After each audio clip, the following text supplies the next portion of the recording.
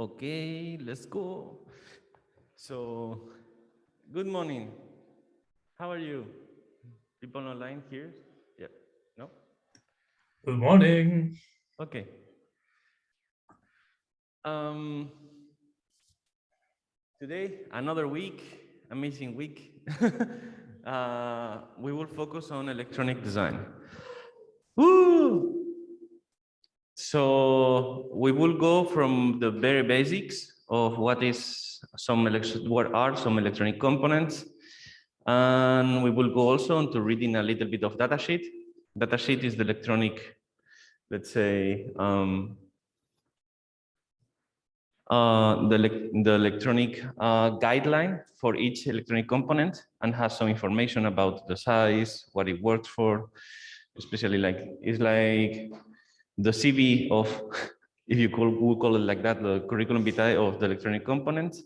And we will have a hands-on session on Kicad. Kicad is a software to actually design electronic boards.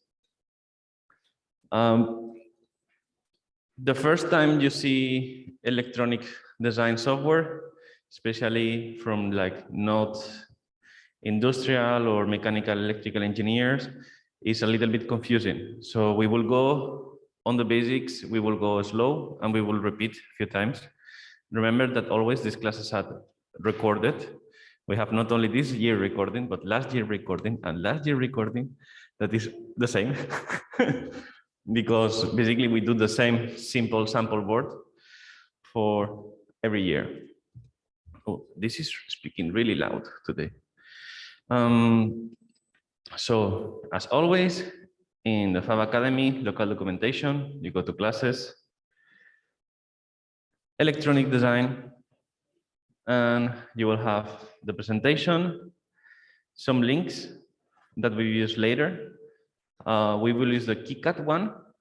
If you haven't installed the Kicad software, do it now so you can follow up the class. It's quite important to try to follow the class later. If not, it becomes quite difficult. So please download Kicad, and Kicad right now, they have just updated the software, and you can find Kicad 6, that is the latest one, and Kicad 5. Just because some of the features, they don't work straightforward, we will stick to Kicad 6. So in case you need to download, we will stick to Kicad 5, the previous version, right now. Of course, like Kicad 6 has some improvements, but in order to have better compatibility along Linux, Mac, and Windows, we will stick right now to Kicad 5. So whatever you use, Linux or other software, for example, in this case, I use Windows here in this computer, you can download the 6. We don't want to download 6, we want to download the 5. So go to previous releases and look basically for Kicad, the first one that is 5. So in this case, I will download this one for this case of version of Windows. Again, Kicad 5.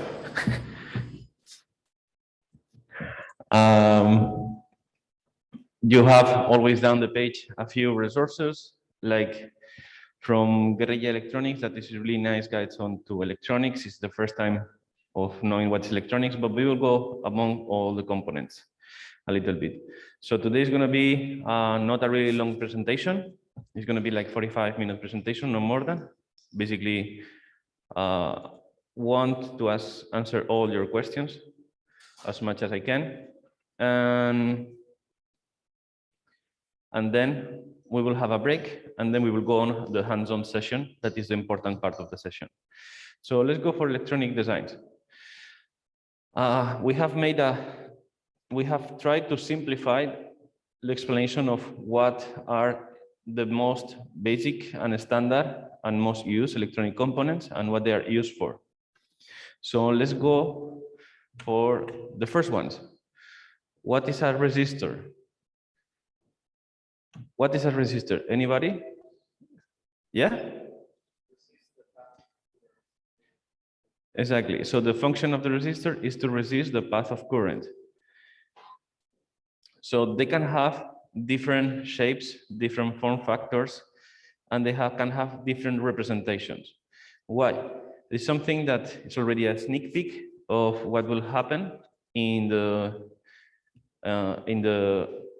software design for electronics. But when we design electronics, we have two different design paths. We need to do a schematic and we need to do the physical layout. And for example, this is a standard through-hole resistor. It's maybe the ones that are more used to. It's basically it's a piece of material that has certain electrical resistance and is rated for a certain value. The colors are actually the rated value in resistance that is measured in ohms. Resistor is the most basic electronic component, and yet is one of the most useful ones because we can limit the current in different ways to make different things happen.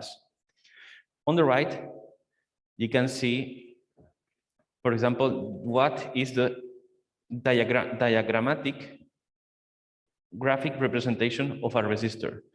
And depends on the software you use and the libraries you use, it might come out as this zigzag element or just as this rectangular element. They both mean the same. This visual representation means resistor. And usually in the softwares for designing electronics, you can find the number of the resistor because in a board you will have like multiple resistors and the rating of the resistor. For example, this is 1 kilo ohm resistor. Then we have this one that is, for example, 47 kilo ohm resistor. This diagrammatic representation is standardized to the American style standard of visual representation of electronics. What are the applications of resistors? In general, one of the most useful cases is use them as voltage divider and as a way to measure things. Why? Because when you use, for example, an analog sensor, a light sensor, an analog sound sensor, humidity analog sensor, what you are getting and what you are actually using is a variable resistor. A light LDR is a variable resistor. What does that mean? That basically it's a resistor that changes the resistance based on, in this case, the light. So it might happen that if you have more light, you might have more resistance or less resistance. Depends on the type of sensor you use. Happens the same that if you use, for example, a humidity sensor, in case the water content increases, the resistance changes. If the water content decreases, the resistance changes. So how we can measure that change in the resistance? So we use what is called a voltage divider. That is basically this left representation. We can have a certain voltage. For example, could be 5 volts for a standard microcontroller. And we assemble this component that is a resistance, a fixed resistance, and a variable resistance connected to ground. And we can measure in this point, in the midpoint between two resistors, what is actually the voltage drop. What does that mean, the voltage drop? Is the total amount of voltage that we can measure here. Why? By changing this resistance can change from 0, let's say, for example, to 10 kilo ohm. That is a standard light sensor resistance. A light sensor usually changes from 0 to 10 kilo ohm resistance, depends on the amount of light. By measuring here, we can actually measure a voltage. The voltage difference caused by this change in the resistance. Why this is so thin? So in case we have a lot of light, we will measure 5 volts. In case there is no light, we will measure 0 volts. And why we have this resistance here? Any clues? It's a pull-up resistor. One of the reasons is actually to avoid shorts. If this resistance is 0. Basically, we have ground. It can be directly connected to, 5 volts. Ground and positive, we cannot connect it directly. We make a short. If the resistor is 0 or variable resistor, that is basically is an analog sensor. So basically, we have a resistor to avoid a shortcut. First thing. Then this resistor and this resistor, they need to make an equation that is basically this one. The voltage out will be the voltage in per the resistor 2 divided by the sum of resistor 1 and resistor 2. This is a standard way on how to measure and how to determine this resistor. You will say, how I can know, okay, I have this sensor. I will clean this. We have this sensor. And this sensor, I just check, is a water level sensor, analog. And based on the data sheet, it tells me that the resistor, it goes from 100K to 100K. It's not the same that the resistor that is from 0 to 100 or from 0 to 10. This resistor value and which one to choose, we will choose based on this equation. Why? We know the voltage in this case is 5. We know resistor 2, let's say the minimum and the maximum. And then we can find the incognita that is this one or this one. So in general, a certain R2 is associated to a certain R1. And this is the way, not only how to make voltage dividers, but also how to assemble sensing in an analog microcontroller. Why sometimes you want to have a voltage divider with 2 fixed resistors in case you are using a source that is 5 volt, but the microcontroller is only, let's say, 3.3 volt tolerant. Sometimes you want to give 5 volts, but the microcontroller cannot accept 5 volts for information. So we need to reduce the voltage, have a voltage drop to a certain amount. This is less used and is used when you basically have a different voltage systems. From 5 volts, you have in the same board, 5 volts and 3.3. When you begin in electronics, you try to have everything at the same level, so you don't need to use voltage dividers. You use voltage dividers to actually make sensing. What other use we can have? For example, this and this is almost the same. Why? We have ground and we have a button. What is a button? Basically, a mechanical element that connects 2 wires together, no? If we connect 2 wires together, we can have the MCU, that is a microcontroller, reading the information. Okay, I can feel 0. When you close, the circuit is to ground. It means it's 0 voltage. What happened? Your MCU is being fed by 5 volts and ground. This measuring pad, let's say this measuring pin, is configured, you have configured to work as an input. What happened? Here, this electronic component has a voltage and has a lot of things happening. You have a clock, we have different configurations, maybe one of the pins is lighting up an LED. So this little leg, physical leg of the microcontroller, or this pin, could be in a state that is called floating. What is floating? By default, this input is not giving any power, but because electrical noises of the microcontroller or different actuation of the microcontroller, it could be in a state that is in an indeterminate point. It's not either 0 or 5. It could be in a middle state. So the way how we measure actually that this is touching, this microcontroller works from 0 to 5 volts, it could be doing something like this, the pin. It's not really attached to anything. We know that we have, that we have touched the button when the voltage that we are measuring here, because everything that we do is measure voltage, a sensor measure is basically voltage difference, or a button is voltage 5 or 0. When it's 5 volts is actually 1, a binary. When it's 0 is 0. Actually, that's the difference. Ones and 0 are not actually, it's a conceptual mindset. It's not actually something that we are getting elements, numbers. We get voltage yes or voltage no.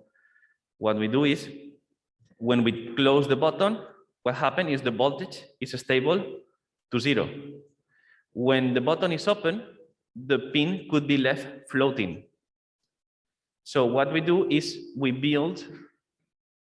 put a little resistor, usually quite high, 10K for 5 volts, that what it's doing is always pulling. If they have the graphic of voltage, if this is 0 and this is 5, what it's doing is making the pin not be like this, but being always high. So when we close the circuit, the voltage goes automatically to 0. What happens if we connect directly 5 volts and ground? This will be a straightforward connection. We have a shortcut. How to avoid the shortcut? By putting a resistor. A resistor big enough to not make a shortcut, so it creates enough resistance to not make a shortcut, but not too big that it makes too much resistance, so the pin cannot go to 5. And for 5 volts, this could be, or for 3 volts or 5 volts, this is in general a 10K resistor. Is one of the most used resistor. So this is what is called pull up. The same circuit could be assembled in the opposite way. It's called, could be pull down. Instead of connecting voltage here, we connect ground. And what we can do is, and this could be 5 volts. In this case, this circuit, that is the opposite, what we are changing is the polarity. And what we measure is when the button is pressed, we have 5 volts. When the button is not pressed, we measure 0. Conceptually is the same. The difference is in which polarity we are measuring. We measure activate when we are high or activate when we are low. Which one is better? In general, we tend to use better pull-ups. Like, because on how the microcontroller works, they avoid less interference and noise in the future in more complex systems. But in some applications, you can find pull up, pull down. For example, the ESP32 board that, for example, MDev students you have used is your Adafruit USA. By defect, if I'm right, is pulled down. But Arduinos in general are pulled up. And this is how basically why the different microcontrollers, how they behave internally. But you could make both either way, in this case of electronic applications. So these ones are one of the most useful and the most common applications for a resistor. How we can see what a resistor resistant is, what a resistor resistant is. So in case of through-hole resistors, they have color codes and they are made out of bands. So basically, they have resistors with just 4 bands, and you have resistors with 5 bands. It's the most standard ones. It actually doesn't matter. It has 3 bands or 4 bars on 5. Actually, it's just a different way of naming them. So what you do is you measure the color. In this case, it's green, 5, first band is the unit. Blue will be 5, 6. I will draw it with a color. So we have 5, we have 6. Yellow actually is not third band, so it's the multiplier. So basically 56 per 10, 560K, 560K. And the latest color is the tolerance. What is tolerance? Anybody? can guess what the tolerance is?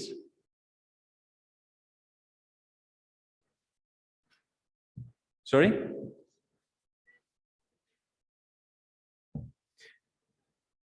It's not how much it can give, it's how accurate is this manufacturing. Let's say at 10% tolerance, it could be that actually the component, it could be 10% up or 10% down. So basically this component could be from 100, more or less 500K to 600K. Has a little variability. Of course, a smaller tolerance on the component, the better. It's simple. What happened? Usually, these components with smaller tolerance are more difficult or more sensible on fabrication, and per se, they are more expensive. Why you want some applications where actually you want 10%? In some applications that you actually don't care too much about the precision. For example, a voltage divider, you don't care if it's like 1% or 5% up or down, sorry, for a pull-up. What you care is actually to not make a shortcut. But in case of you are measuring a really sensitive sensor, you want to have a precise resistor. In general, you tend to use resistors with around like 1–2% because right now we can fabricate these components really easily. And it's not that common to find 10%, but still you can find them. So basically tolerance tells you how accurate is the rating of the resistor. And sometimes it gets a little bit confusing to read this. So they have like, you have online tools to actually put the colors. Okay, this one, I just made it up. And tolerance, blah, blah, blah, blah. So it's telling you how many ohms has this resistor. There are online tools to calculate. DigiKey is one worldwide electronic distributor of electronic components. And among the electronic shop, you can have like a lot of resources on how to calculate things of electronic components, solutions, etc. In the presentation here, you have all the links for the presentation. Then we have SMD sizes. That SMDs stands for surface mount devices. What's the difference between this and this? That basically is a component that you don't put through a hole, as this name says. This one is a through hole component. The same name says. Meanwhile, this one is surface. You solder on the surface. These are the electronics components that you have used in the electronic production week, and you solder. These ones that are tiny. What's the difference between these ones are the larger one? There is no difference except for power capabilities. Bigger components, they can resist more heat. Some applications, your components get really hot. And that means how many watts the component can dissipate. But in general, you will not be worried about this based on the electronic component size that you use. You are not making the electronics of a car, electric car, or neither an audio amplifier of high power. That are the components that actually you transmit and you need of energy, electricity to go through the components. In our applications, the watting rating is not as important, but it's important that you know it exists. So there are different standards for the sizes, and is standardized on the GDEC standard. And basically, just to get you an idea, the components that you use are the 1206 size, that actually in millimeters is 1.6 by 0.55 millimeters. I will say that we can solder by hand up to 0.603. Then becomes quite complicated because the size of the components are like really small. For example, let's try to make a look at a 0.2 component.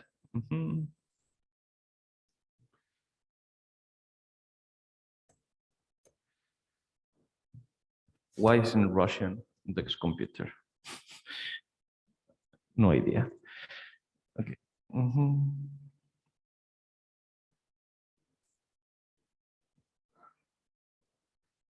So in this case, this is the kind of, the smaller sizes are the components that are in your smartphones or really compact electronics, because this is the way to actually make things thinner and smaller and portable by reducing the component size.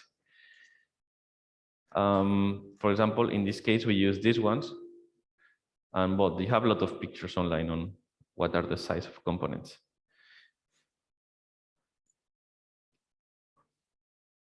For example, I will say that you can solder by hand up to 0.603, but depends on the amount of cups of coffee that you take. So in this case, the resistor code, they don't have colors because the components are really small and it will be confusing to actually read them. So what they have is numbers. And basically you can find 3 or 4 digit system, and basically they usually tell the number, the rating, and the multiplier depends on the resistor. As this one sometimes might see a little bit confusing, there is also electronic calculators where you basically put the number. I'm just making up this number. So it's 55 mega ohm resistor. Okay, let's go with capacitors. Any questions up to now on resistors? Yes?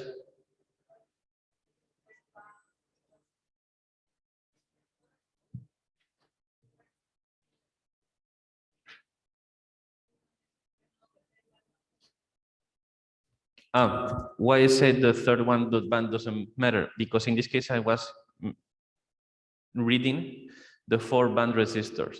4-band resistors, the one that have only 4 bands, they don't do the third band as visualization. It doesn't exist. So the first one is for the first band, the second one is for the second band, and the third band is not for third band, it's for multiplier.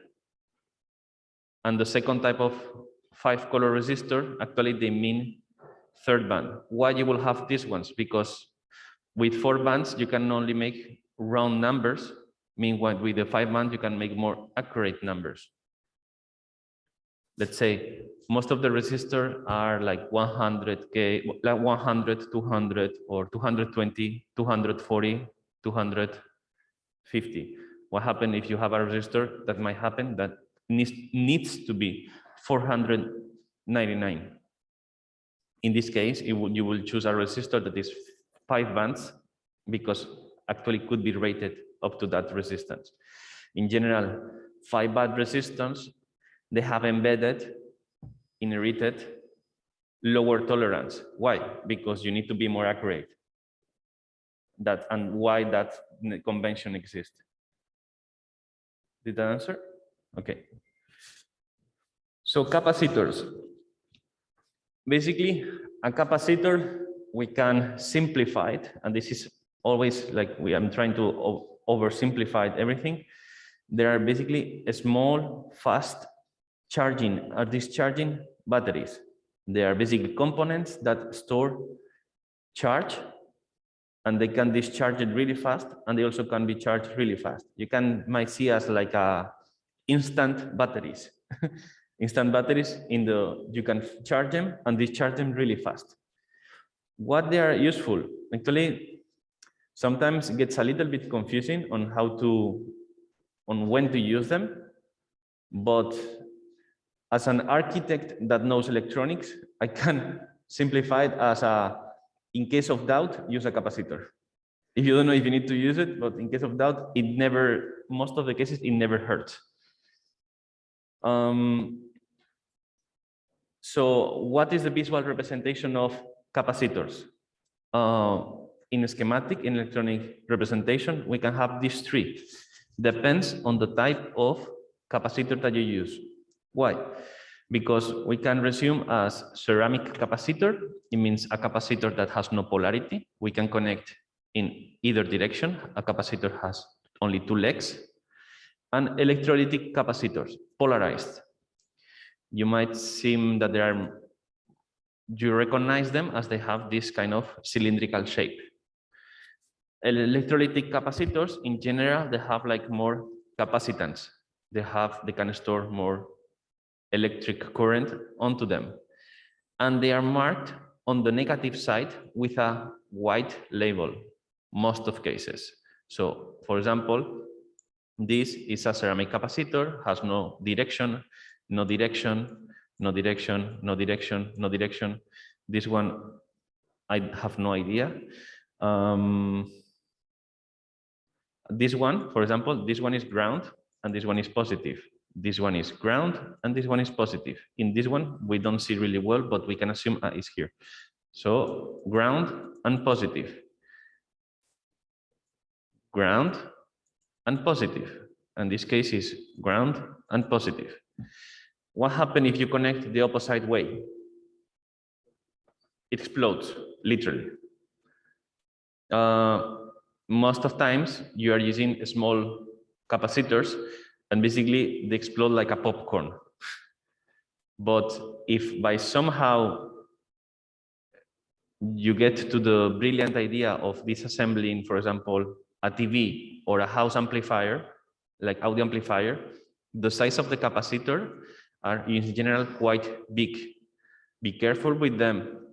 Basically, you are exploding a battery if you connect the opposite way. And when you have large capacitors, you might get hurt. Basically, it explodes. So capacitors are not dangerous unless you actually connect them the wrong way and you actually give them electricity. If you don't give them electricity, there is no problem onto them. And for example, when you disassemble electronic components, for example, an audio amplifier, these components are big. And also, basically, they are big batteries. So even if the component is not switched on or plugged, it might have still some electricity stored. So the capacitors have to be discharged in order to actually intervene into the capacitors. So what is one of the most useful scenarios when you want to use a capacitor is what is called decoupling or bypass capacitors, widely used in small scale electronics. And basically is connecting a capacitor, a few or just one, between voltage, in this case, let's assume is 5 volts, and ground. And you will say, but this component is between positive and negative, is making a shortcut. No, because the capacitors have embedded resistance and the capacitance basically is like not avoiding the shortcut. So what you use these components for? Most of the electric power supplies, they never have a clean output. Let's say if you measure with a multimeter or oscilloscope your USB charger of your phone is not making 5 volts perfect.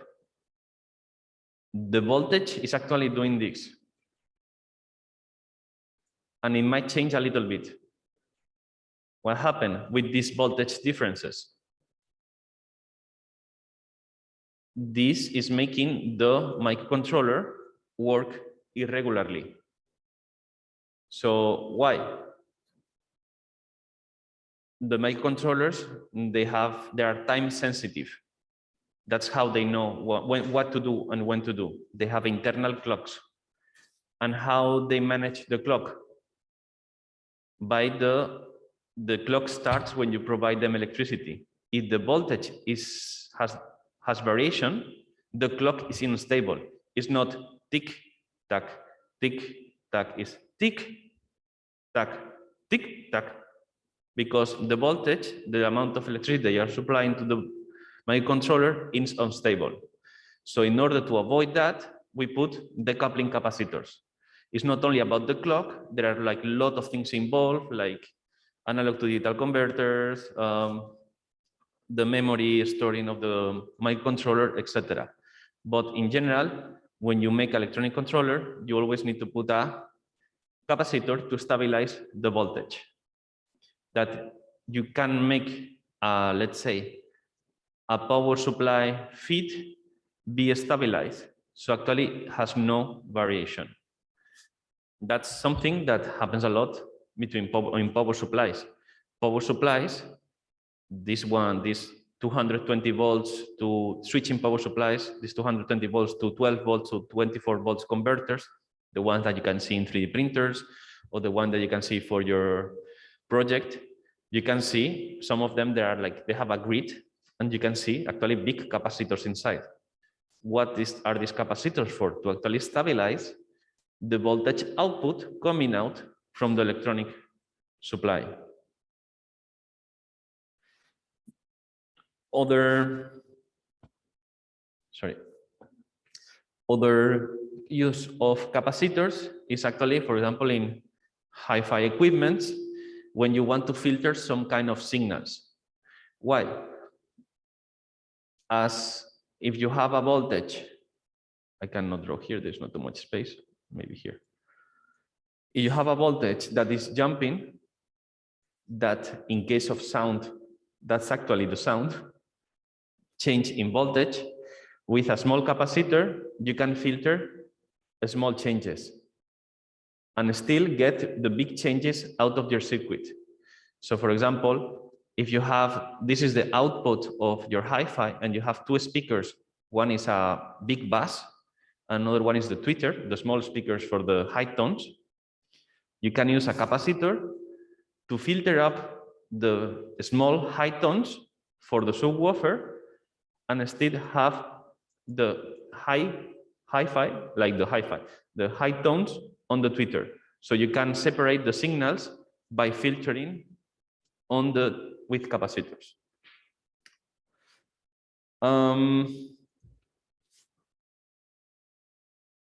It's a little bit clearer.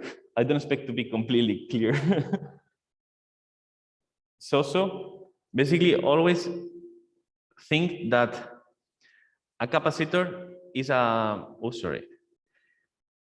is a fast charge and discharge battery.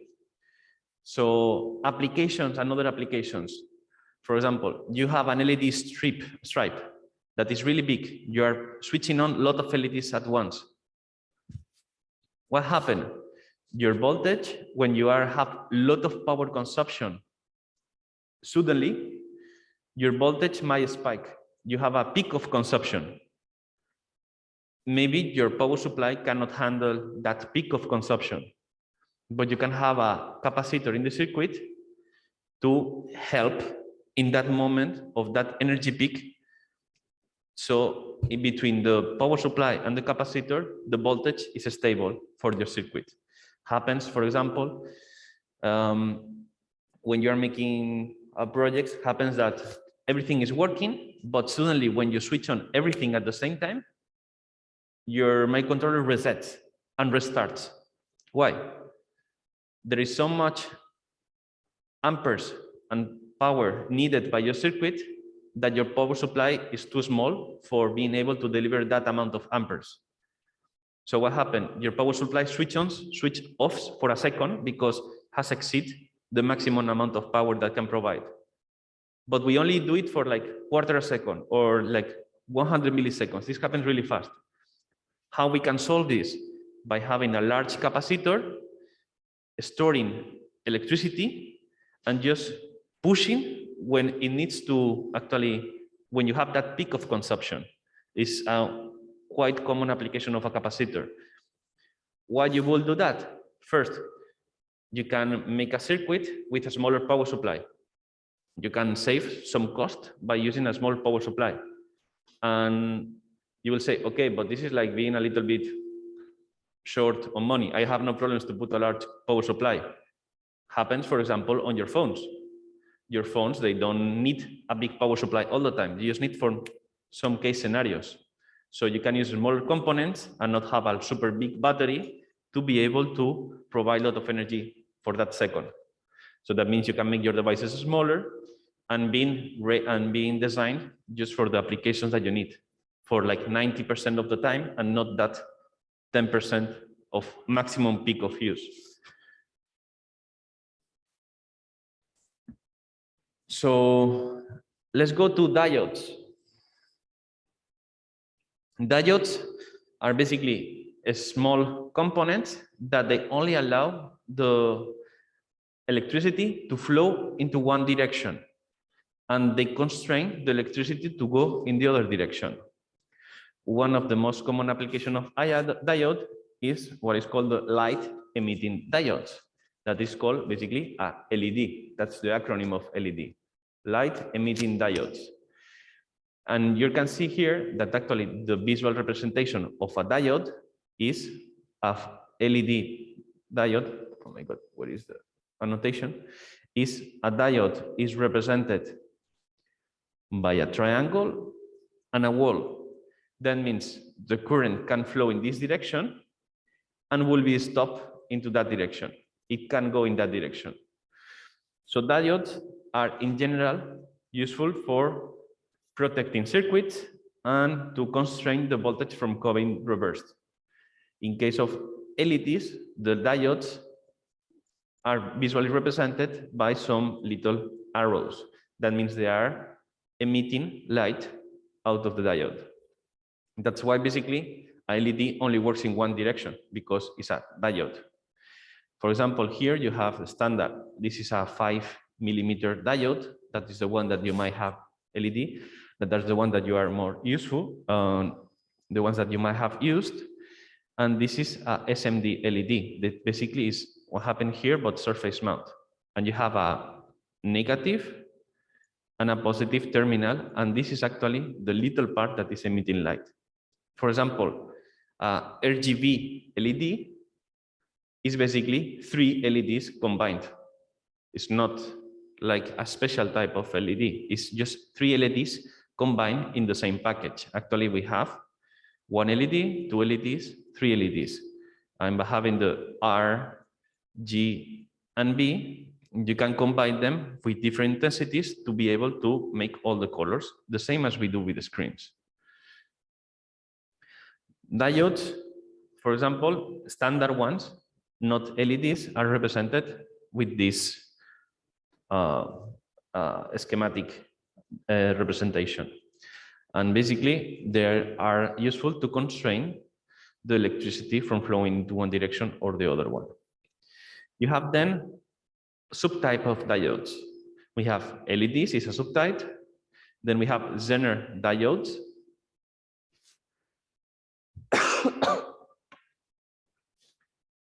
That is a type of LED that allow certain amount of current to flow backwards. And what does that mean? For example, you can have a Zener diode. Well, it's like something like this. That you can let whatever current flow in this direction. And this diode could be rated, for example, to 3.3. So it doesn't matter if here you have 5 volts. I will choose another color. Maybe this one is better. If here you have 5 volts, the voltage will be stopped, pulled down, and it will just let pass 3 volts in this direction. So a Zener diode can let some amount of current to a certain rating go in the opposite direction. It's only a certain voltage. So for example, we use a lot of these components for example, for making the USB compatibility. It's something that we use, one of the uses of these ones. Yes?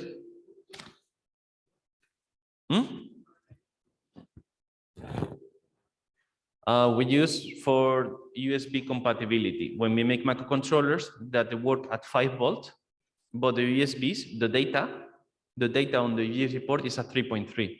So we don't want to put 5 volts on the data port, we want to put 3.3. So we put a Zener diode to reduce the voltage to don't burn the USB compatible device. Then we have Scotchy diodes. That basically is a type of diode that works faster and has no voltage drop. There are different types. Then we have oscillator. Oscillator you might have seen, if you have an Arduino, you might have seen that has a kind of oval or cylindrical shape into the board. Basically, oscillator is a crystal that resonates. What does that mean? It's basically is a digital metronome. When you conduct electricity through the component, it vibrates and vibrates at a certain speed. So we use these components to actually as a digital watches or a digital way, because they don't measure time as humanity does, but they vibrate a certain frequency and it's stable. And that frequency depends on your voltage.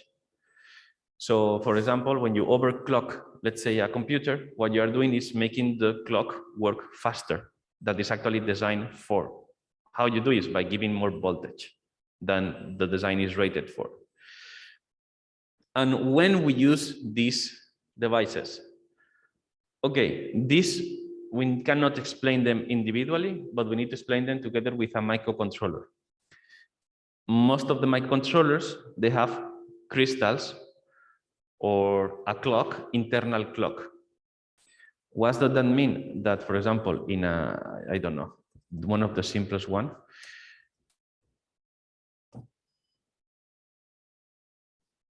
This is images, no? Okay. Inside this package, there are a lot of things happening. One of them is they have a really small crystal that works as a clock. What happened? This crystal is really small and is vibrating at a certain frequency to actually allow the microcontroller to know what time is and to know how much time is passing. So actually knows when to activate things and deactivate things. What happened? Depends on the microcontroller that you use. Your internal clock might be accurate to a certain tolerance. For example, we have seen that the resistors, they could be really accurate or not accurate. Happens the same with the microcontrollers. The internal clock, the internal crystal could be accurate or not accurate. So for example, the ATmega168, that is the microcontroller of an Arduino Uno, this is the microcontroller of an Arduino Uno, has an internal oscillator of 1 megahertz. So that internal oscillator has a tolerance of 5 plus 5 minus 5%. So that it can be is measuring time really, really fast, but with a little bit of offset. It could not be really accurate. And what happened? Some applications, you need really specific timing because you need to control things really, really accurately. In here, we are talking about, we are doing things like 1 million things per second. But some of them, they could be really sensitive to 1,000,001 things or 999 things per second. Some of them, they are really, really sensitive to this kind of changes. So when you need a lower tolerance or you need to improve your clock, what you use is you add external oscillator. External oscillators, the main point is to not use the internal one of the microcontroller, but use an external one that is more accurate. That's the main purpose. To not use the one that is embedded in the microcontroller, but use external one just to make the whole circuit be more accurate in the time management. That's the main application of oscillators. There are different types of oscillators, like crystals or resonators, depends on the accuracy that you want. For example, if you go to a datasheet of an oscillator, they can tell you this crystal ensures a tolerance deviation of 0.1% of the clock crystal speed. Other ones, they can say you is 1%, other ones is 2%, other ones is 5%. Why? Because different type of microcontrollers, they have different tolerances. For example, just to give you an idea, in the lab, we use, I will go to the last week.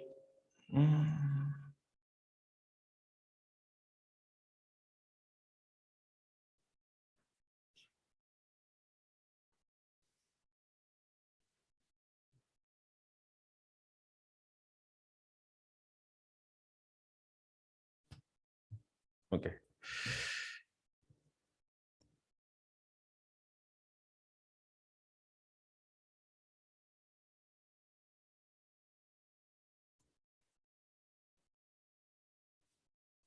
The 80Tiny45 is like the small brother of the Arduino Uno in a controller. They can do the same, but just with less pins, and it's less capable. I know, because I remember the datasheet, the 80Tiny has a tolerance of 10% on the clock, internal clock. That means 10% probability of time offset. It's huge.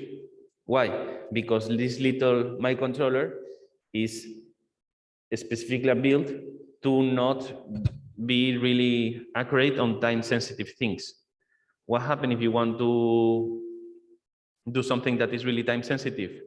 You can buy like the next family that the internal clock is the 80Tiny, I think it's called 412.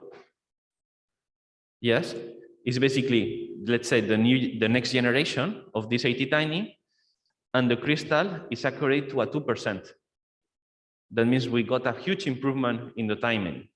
And even so, if this speed or this tolerance on the crystal is still not good enough for you, you can add external one. So the different manufacturers, they have like a lot of types or similar controllers with different tolerances for different things. One of them is, for example, the accuracy of the clock. Just to get you an idea, for example, in case of MDEV students, you have been using the ESP32 user board. That microcontroller, as far as I remember, is the internal clock of the microcontroller is 160 megahertz. So it's making 160 million instructions per second. And the tolerance is at, I think, at 0.5%. So actually super accurate microcontroller. Why? You might think we need that much accuracy on this device. Because apart that is a newer generation that is better in everything, it does Bluetooth, it does Wi-Fi.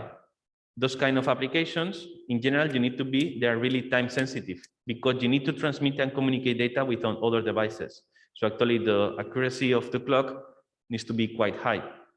For example, the tolerance of as I say here, the tolerance of a ATmega 168, that is Arduino Uno, and is mostly dedicated to have low interaction with low hardware devices, is quite high. Because unless you do, for example, a 3D printer or a really specific mechanism, you don't need that much tolerance. Then we have MOSFETs that I always like to resume as the muscles of any board. And MOSFETs and transistors are really similar, and basically they are used with really similar applications.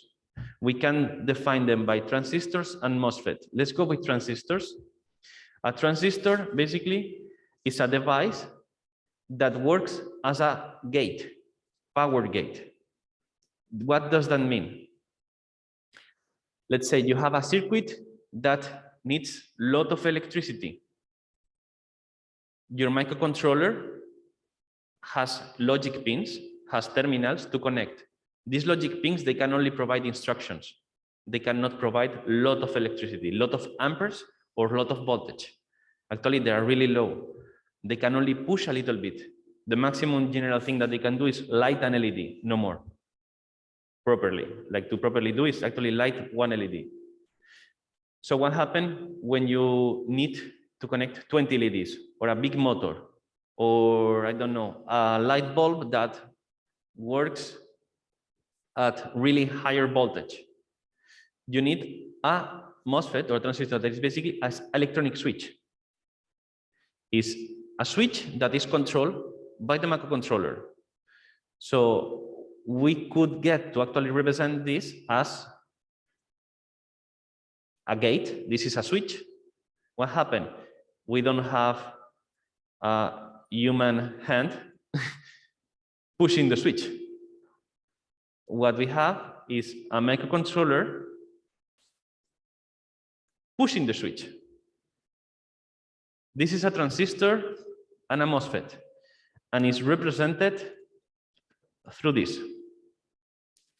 We have the collector, that is basically you connect to one side of the, for example, the battery, and you can have the other side of the battery and your motor in the middle. So basically, the electricity is going to flow through your motor and then to ground, and it's going to be controlled with the pin of the microcontroller. That's the main use of transistors and of MOSFET too. What's the difference between a transistor and a MOSFET? Transistors in general, they are slightly faster and they are meant to not that amount of power rating. They are more prone to sensible stuff that you need to switch on and switch off with a really controlled way. Meanwhile, MOSFETs are like, let's say, the bigger version, more rough, but more sturdier too. They are meant for like higher power applications. So a transistor is a muscle, let's say. It's not the same, the muscle that controls your finger, the one that controls your main leg is different. You cannot produce as a small sensitive movements, the one with your finger, that one with your leg. With your finger, you can control really accurately how much you move. With the leg, you can produce big and powerful movements, but it's less prone to have sensitive movements. So you could make more or less a comparison like that. A transistor and a MOSFET, they do the same, but transistor is a dedicated component to more sensible applications, and a MOSFET to more power demanding applications.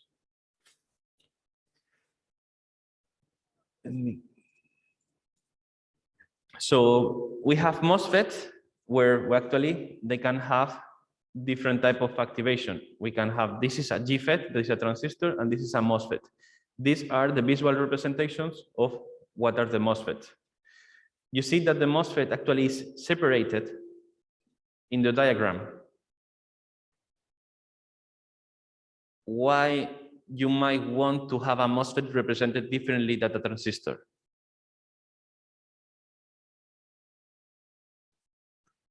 Let's put a case scenario. You have a microcontroller and it works at 5 volts, okay, DC.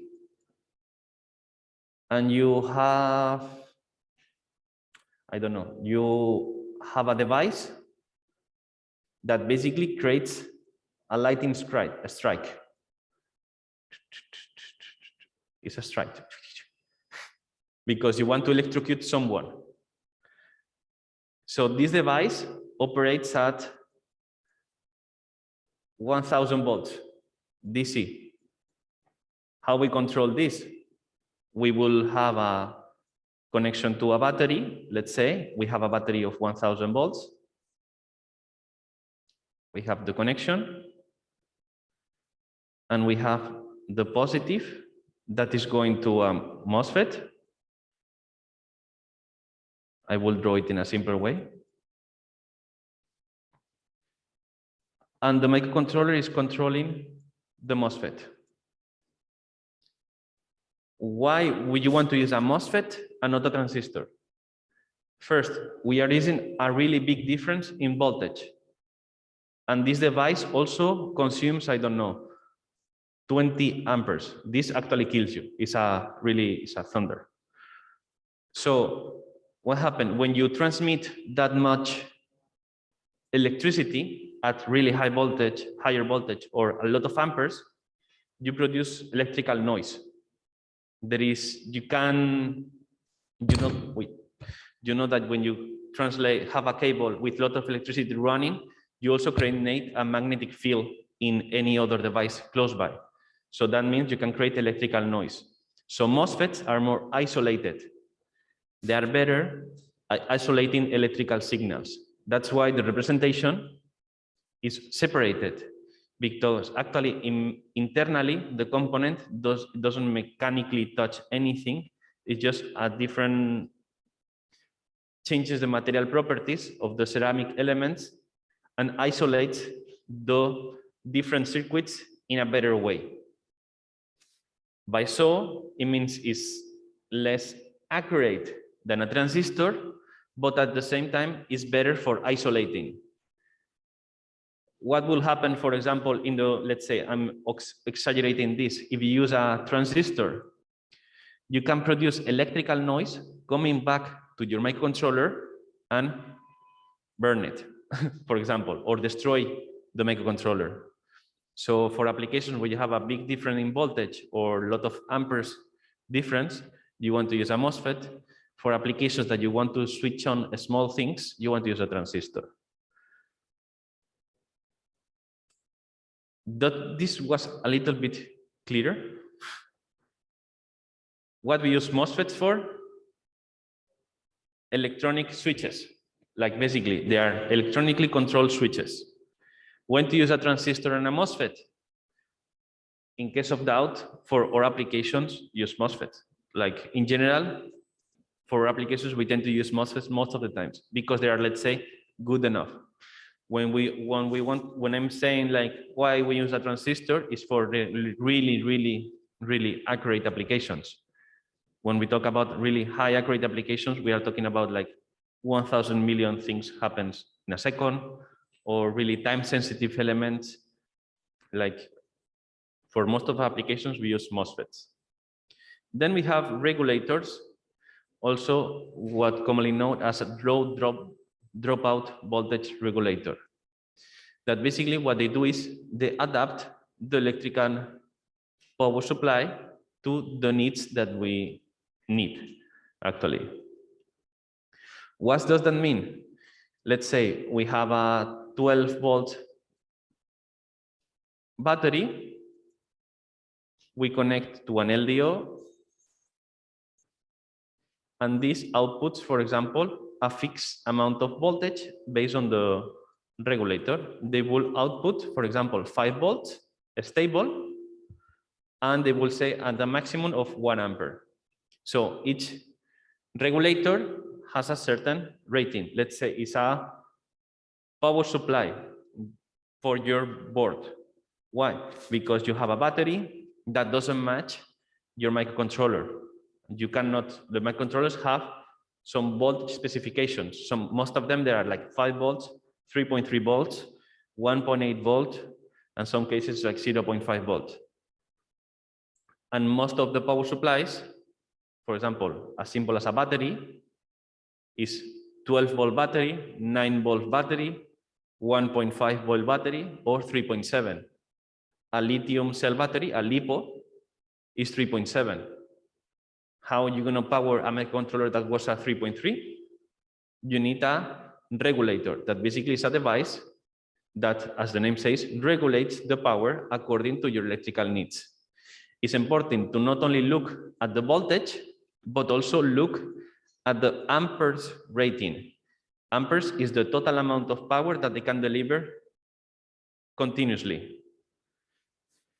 For example, you can have regulators of 20 amperes of regulator of 100 milliamperes. And this depends on how big or how much and things you have consuming electricity at that voltage in your circuit. To give you an idea, for example, the ESP32 has a maximum power consumption of 900 milliamperes. So that means your regulator needs to be at least 1 ampere. If not, in some occasions, when, for example, you turn on the Wi-Fi, when you turn on the Wi-Fi, it actually has a peak of consumption.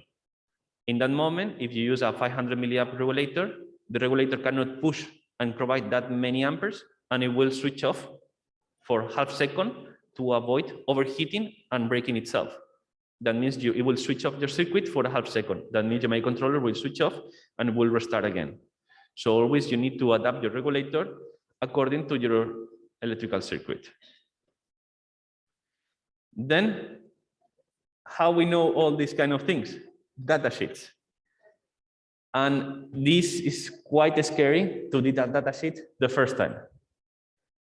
But believe me, there is a lot of information. These are, let's say, is the curriculum vitae of all the electronic components. And you don't need to understand everything. Unless you are an electronic engineer and you are designing electronic boards for this specific application. But they are really important because they give you a lot of tips in the first pages, especially when you are beginner and you don't know to use the components, because they have a specification, let's say in clean, simple words of the components. As long as you go deeper in the data sheet, it becomes more complicated, but the first pages are simple. So let's say we're going to look for the electronic regulator. Let's go, for example, we have electronic inventory here and we have a digital. Let's take one electronic component that we can see the number. Let's go to the inventory.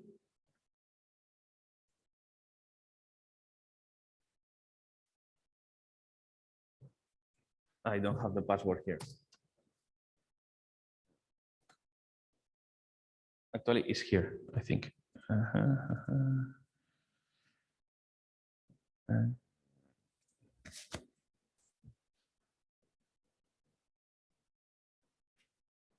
Icon.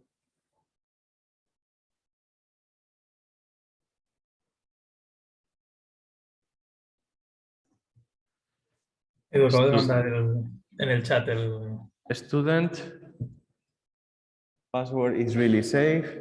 Invent 3001. Ah, no. It's the password is FabLab001. Okay. NSA proof password. Okay, so let's look for the component.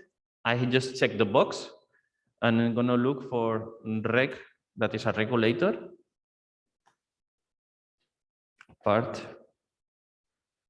Let's take, for example, this one. I see regulator linear, it means it provide 5 volts, 1 ampere. I will literally just copy the name here and I will paste it in Google.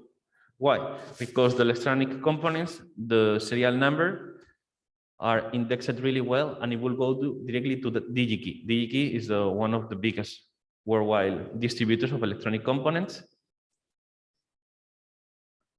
And this is basically this is where we buy all the electronic components. I don't care the shop. And it's giving you some specifications. This is not the data sheet. This is when you buy a component, it tells you, for example, a few things. For example, this comes from this manufacturer. It can come in different package. And it gives me, it's like, it can have an input. The battery or the power supply that you are feeding to the regulator could be maximum of 18 volts. So we cannot use a 24-volt battery or power supply with this device. And it's outputting 5 volts continuously. I will zoom a little bit. It will output 5 volts continuously at 1 ampere. It means whatever we design cannot have a power consumption than 1 ampere. If not, the circuit will not work. It will behave weirdly. It might switch on, you can burn the regulator, etc. It can also work from -40 degrees to 125 degrees. It means it can work on hot environments, more or less. And it tells you what the type of component and the package size. That is basically the package size. What you will want to go to the data sheet? I don't know. Let's check. And in this case, it's 14 pages of component. And the most useful thing is telling me what I have to connect and where. Okay, I can see the component, but what goes here, and what goes here? I have no idea. And these kind of things are always specified in the datasheet. So for example, it says V in, V out, adjust ground. What does that mean? Just let's go over it. And it's saying pin description. Okay, good. Lot of clues and tips. Voltage in is the pin number 1 and pin number 3, physical. So if I buy this package or this package, is pin number 3. So the input of the regulator, typically, a large storage capacitor is connected from this pin to ground to ensure that the input voltage doesn't sag below the minimum dropout voltage during the load and transient response. What? Okay. I have no clue idea what does that mean, but it's saying, please put a capacitor between this and ground. We can really simplify what this thing.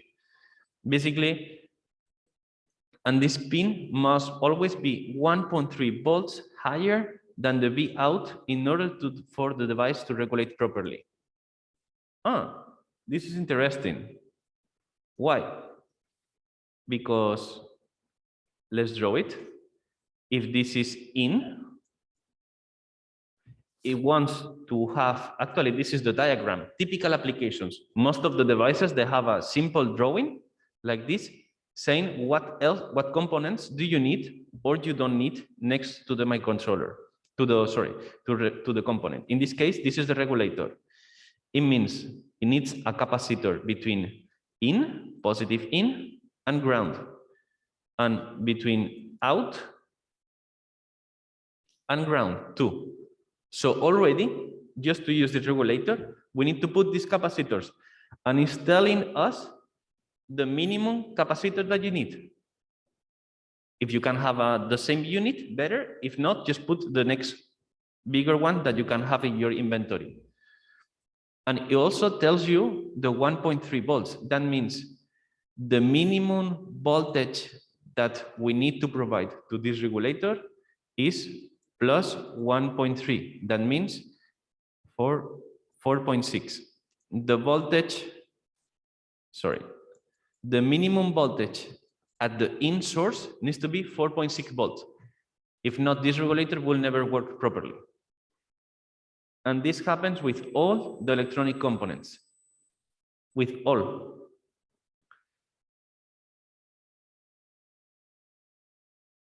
And of course, if you go deeper and deeper, they will tell you like whatever, like how to solder the component, minimum and maximum ratings of the component, output voltages with a lot of references, etc., etc., etc., etc.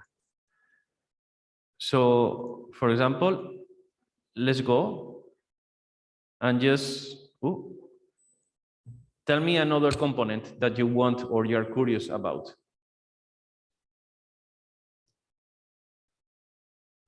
A MOSFET? Okay, let's go for a MOSFET.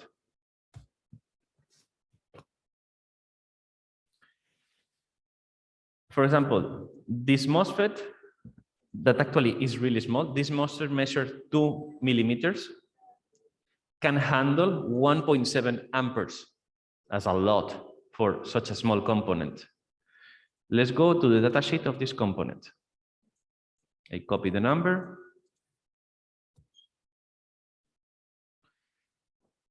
DigiKey. Okay, datasheet. Okay, it's even better. It's 3D. Ooh, super cool. So that means, for example, drain source voltage. It is rated, let's see the general description, blah, blah, blah, low voltage, suitable for low voltage application as notebook, portable phones. So it means more or less small devices, lightweight devices, not heavy applications. It's not designed for a big motor. Very mild line surface voltage. Okay, so it's telling you the gate, the drain, and the source. And you can see from the internal drawing that actually the gate is the one that connects to the microcontroller. So that means this one goes to the microcontroller. The source is the one that connects to your power supply, and the drain is the coming output COM. So actually the voltage will go like this, and this one goes connected to your microcontroller. Whatever you connect, it will be, the electricity will flow in this direction. Let's see. So that means the gate source voltage, the gate, you cannot control the gate with more than 20 amps. And the drain, it means the voltage on this line is maximum 30 volts. Maximum drain current continuous, it means 1.7 amperes. It means you can use this electronic switch for a maximum electricity consumption of 1.7 amp. For example, a normal stepper motor, an EMA 17, is a stepper motor of a 3D printer, is 1 ampere. So that means this device can handle the total amount of power of a stepper motor. Stepper motors, they don't use this MOSFET, they use more complex MOSFETs. They're called double H bridges, but you could work with a normal DC motor or a LED stripe that actually consumes 1.7 amperes. And then we have a lot of sample of graphs on how to use it. For example, how to test it if you need, how to solder, etc. Some data sheets are more extended than other ones.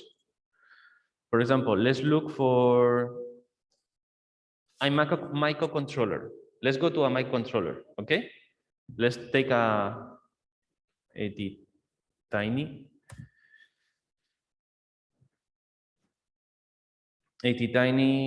45. Okay, actually this is the serial number. Just look for the 80 tiny.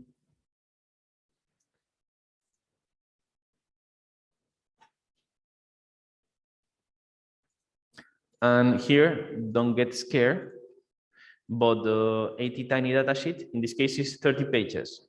But for example, the ESP is 300 pages. I have never gone through more than the 10th. No needed.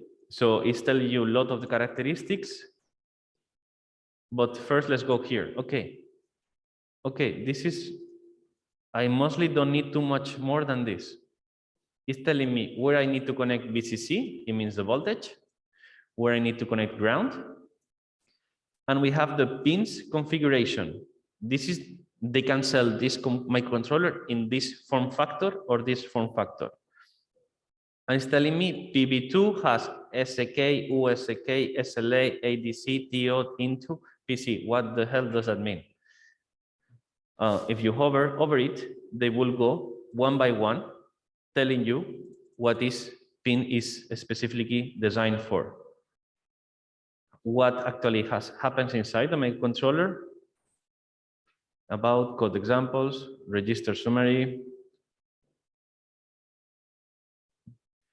So for example, it's telling you sorry, I'm open the 25, not the 45.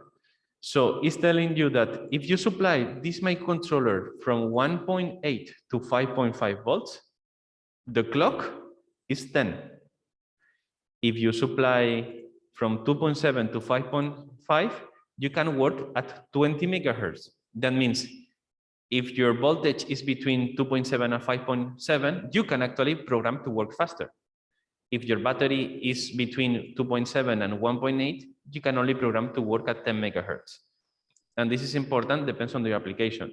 For example, servos, you need to go really fast to control them accurately. If not, they shake a little bit because they don't know where to go. So the faster you control them, the better. And like so with a lot of microcontrollers. They tell you, for example, the sizes, dimensions of the legs and everything. What else we can see? Okay, different types of packages.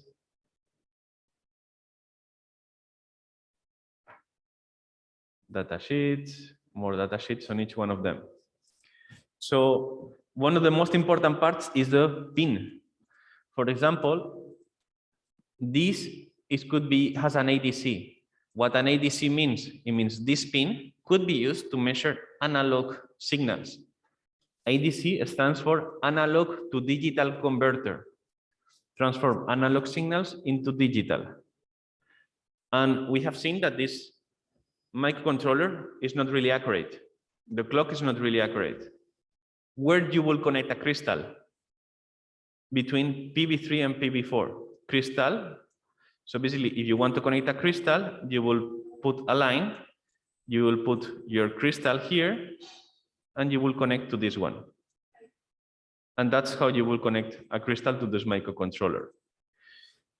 The datasheet sometimes is quite overwhelming. That's why you have simplified pinouts for these microcontrollers. And as the microcontrollers that you use here are quite standard, let's just go for 80 tiny, and let's look for a map that is something is more clear to understand of what this works for. And basically, this is a simplified pinout.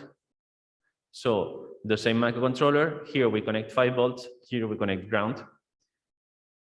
We saw this one here. Sorry, has an ADC here. In the pinout is stating, okay, analog 1. We can use this pin as an analog. So I completely understand how overwhelming this is if you have no background of electronics. But the same as the datasheet gives you all the raw information, there is also, if you look for the component name and the pinout, gives you what to connect where, more or less, or what kind of things you can connect where. So for example, pin number 6 and 5 are digital, and you can connect a PWM signal. PWM signal is the electrical signal that a servo needs. It's called pulse width modulation. We will see in inputs and outputs the different type of electrical signals that we need and what actually PWM means and stands for. So for example, pin number 2 and 3 is for analog or digital. You can use for whatever you want that is analog or digital.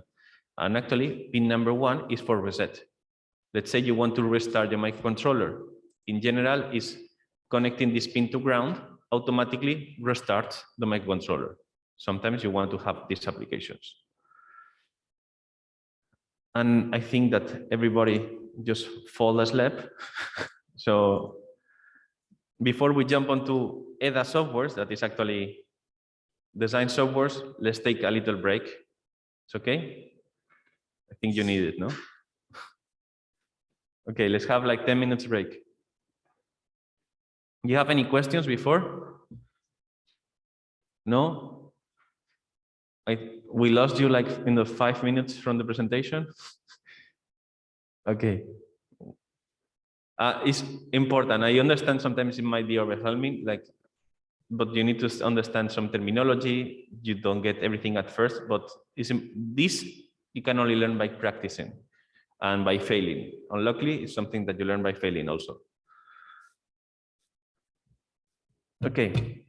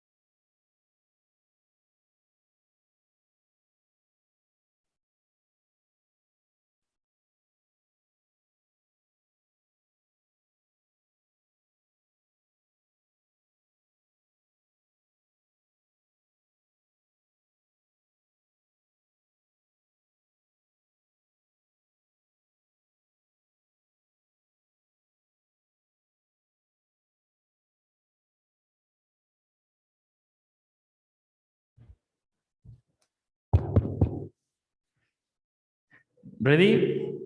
Yes. So this part is going to be a little bit more onto actually the software itself and how to actually design some electronic boards or PCBs. The software basically is, let's say, CAD modeling softwares for electronics. There are like major softwares. One of them is Kicad, that has gained, is an open source electronic design software that has gained a lot of popularity on the past like 2 years, because has been widely pushed by the CERN, European CERN, and a lot of the manufacturers are actually providing what we will see later, like that is the footprint, symbols, and library for this software is getting quite good and can compete directly with other closed source softwares onto one-to-one rate. That is the one that we will go for this week. There is also Eagle, that has been historically one of the most used softwares for electronic designs, and actually has lost a bit of popularity because Kicad is like jumping as a direct competitor to Autodesk Eagle. Before, Eagle was not part of Autodesk. Eagle was bought a few years ago by Autodesk, and now, if I'm right, is in the latest version of Fusion, is already embedded also into Fusion. So actually, Fusion has become like a all-in-one platform, from modeling to fabrication to also electronic design software. We have FreeSync, is a really wide alternative and popular alternative, especially in the maker scene, because simplifies a lot the complexity of the prior ones, and quite good and slightly less professional. Let's say it's not strictly used for like large manufacturing of PCBs, but it's still quite powerful for on the maker scene, and it's quite popular also. It's open source. And then we have, for example, some Python scripts that have developed into the FabLab network to actually help you to build PCBs. Like you can find the link of the software just here. Not popular out of the FabLab network, but it exists and it's alternative that we sometimes use. Let's go a little bit on Kicad. So what is the workflow of making a PCB? So basically the first thing is, okay, we need to know what we want to do and what component we want to use. Do you want to use a microcontroller? Are you making a shield for another microcontroller? For example, in this case, this week, Fab Academy, they need to make a board with an embedded microcontroller, a button, and an LED, and you need to program them. Meanwhile, for MDev, you need to design a shield for your ESP32. What is a shield? Anybody know what is a shield? Okay, what is a shield? Arduino shield, for example. A shield is, you have your Arduino and another board that you connect on top of your microcontroller is a shield. Basically, it's what we call a dumb board.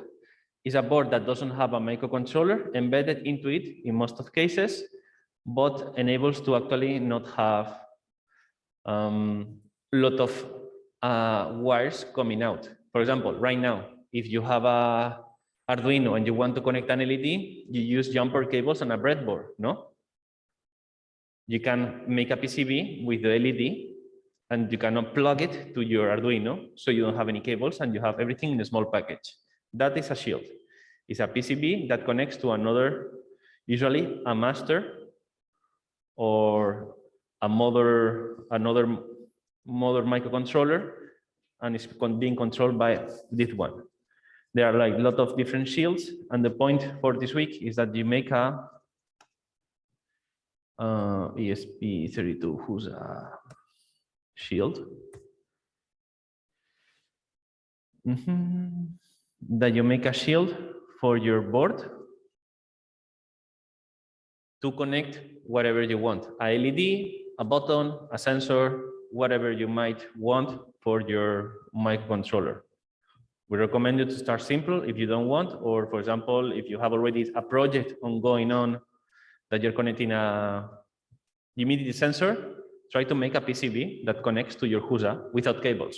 So you have everything in a small package.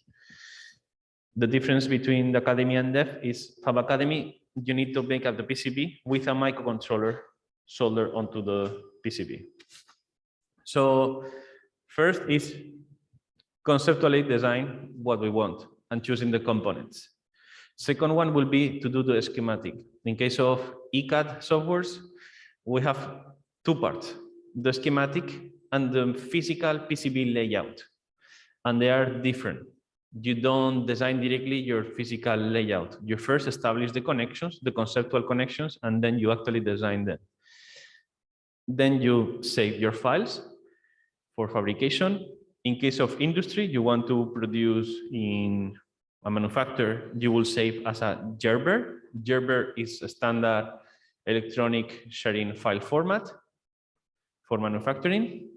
In case of the Academy, we use Gerber, or we make black and white images, PNGs of the traces that are the part that we want to keep or that we want to cut with the CNC. We have a simplified approach. Then you mill it. In case of fabrication, you send to a manufacturing board to make them produce. So in Kicad, you have seen along the presentation that we were showing you the physical component and also the symbol of the component, no? Each one has a different symbol.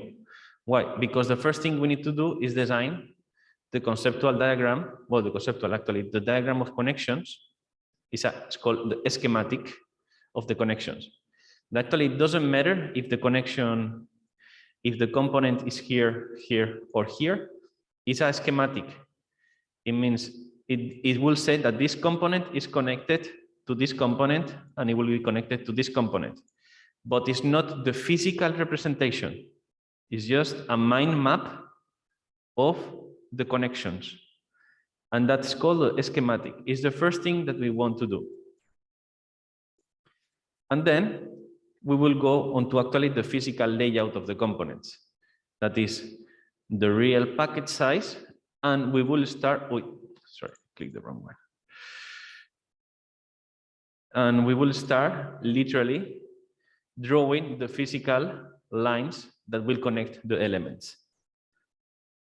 That is done with the footprints. So for different elements, for different symbols, you have seen that, for example, a resistor could be physically with different packages, no? It could be with what you know that is the, like, I will draw it the best I can, like this doggy bone, this through-hole resistor, or it could be like the SMD size, no? The resistor value, it will not change. What will change is actually which one you are using.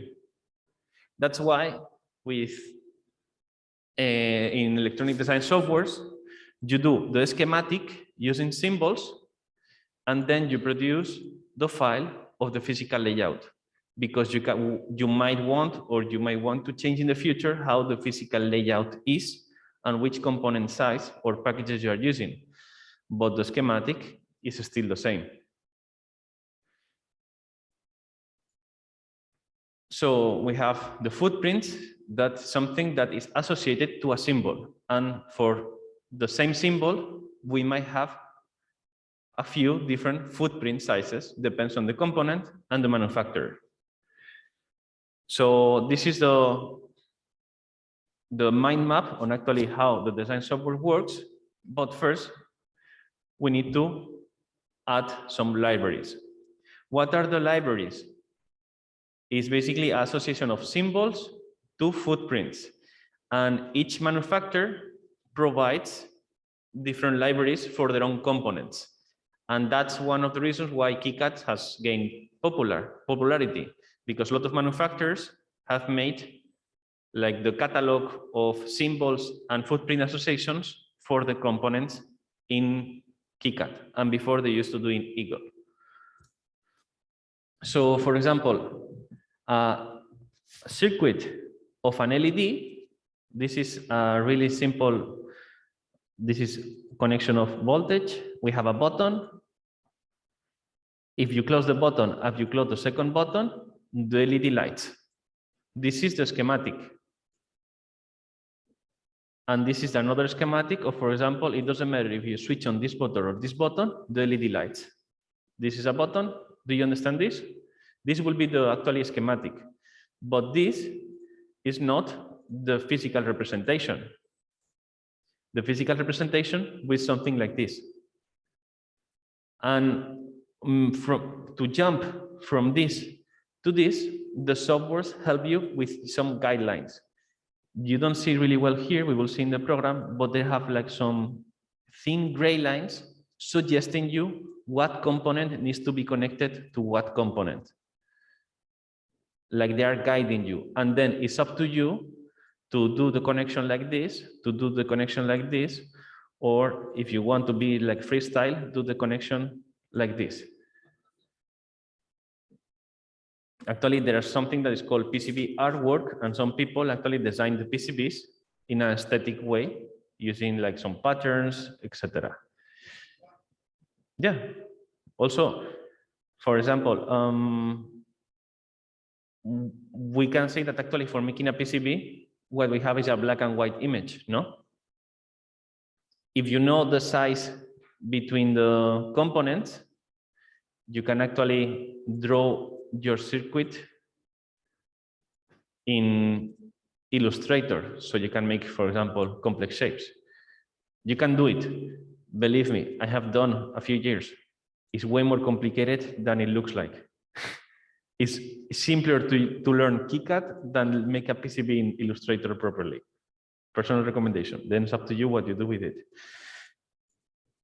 So let's go a little bit over this is the presentation, export. Let's go to the live show.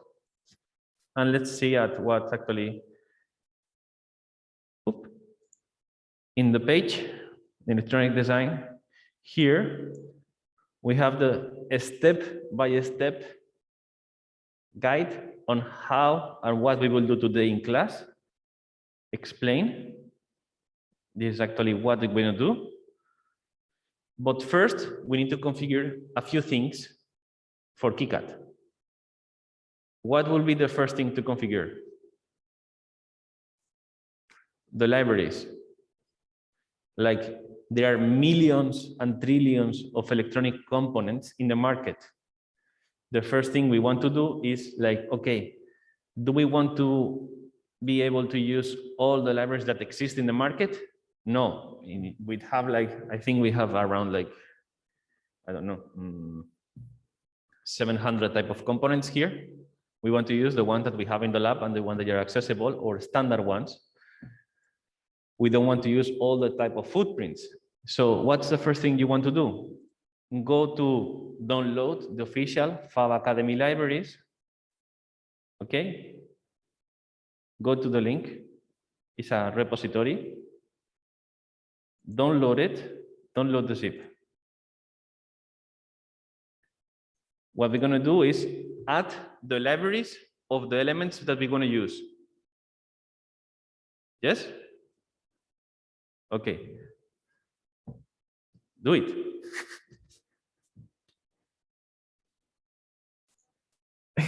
I knew.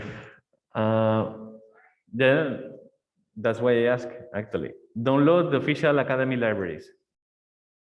Basically, this is a repository of configuration files for your libraries.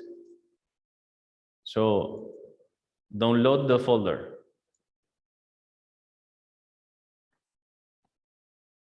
I have it here already. Kicad master, Kicad footprints, Kicad what I downloaded, Kicad master, yes. Extract the folders, and basically you will have all these things. I will close a few folder components.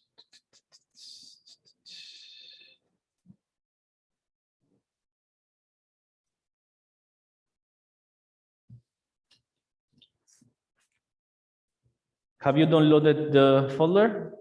Yes. Now let's open Kicad. When you open Kicad, you have a landing interface. That is this menu. It's basically where you can store your projects. Before we do anything, let's add the libraries. So if you get lost at some point in the guide, in the page, we have how to import the libraries step by step, okay? If you get lost at some point. So let's import the libraries. Let's go to Preferences, Manage Symbol Libraries. Why? Because we want to add a few libraries. And this menu will pop up.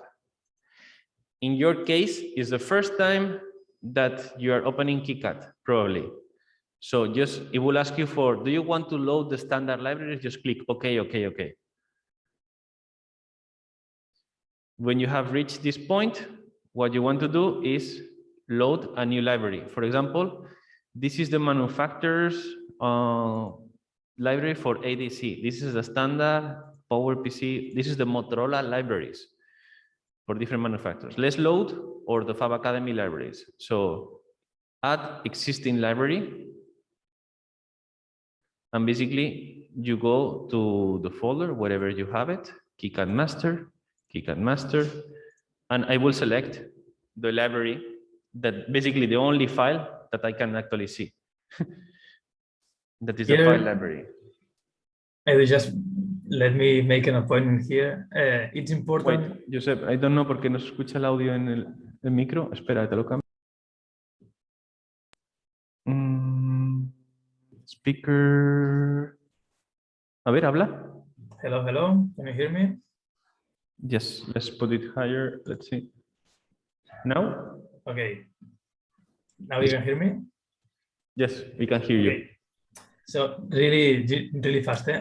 When loading a library into Kicad, this is not saving this library into Kicad itself, but it's just creating the configuration path to that file. Yeah. So it's important if you configure your library to be under downloads. If you, for whatever reason, you move it to another library folder, it will destroy this link. So you will need to link it again. Yeah.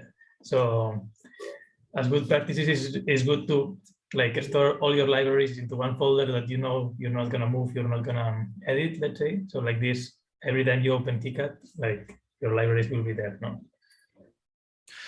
Josep, se te escucha un pelín mal. Do you understand what he said? No? Okay. So basically, this folder, this file that we are adding, we are not adding to the program, we are linking it. That means put in a place that you will not erase these files. Because let's say if you put it on your desktop, you add the file, and then you erase the files of your desktop, you will lose the link. The file will not be in Kicad anymore. So store these libraries in a place that you know you are not gonna touch. Could be your documents or a hidden folder or whatever.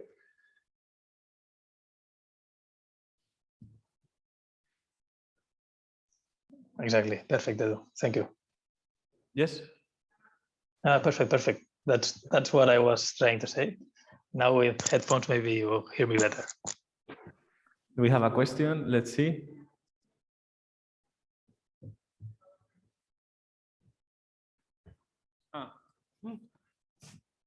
Okay. So cannot install Kicad because the developer cannot be verified. Mac users, Google, installing programs from not verified developers. First link. It's basically you need to go to your system settings and allow developers from not verified sources.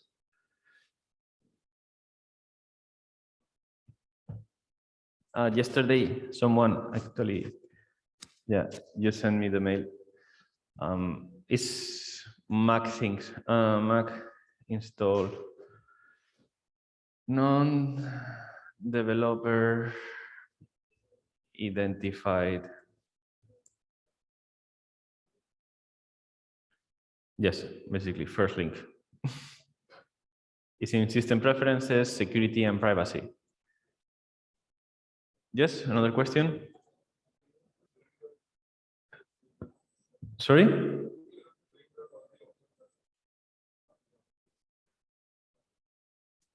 Even after doing that?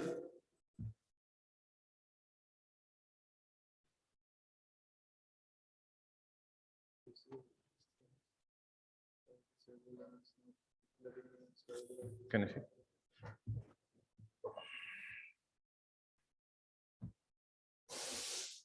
Yes, just click OK, OK, OK.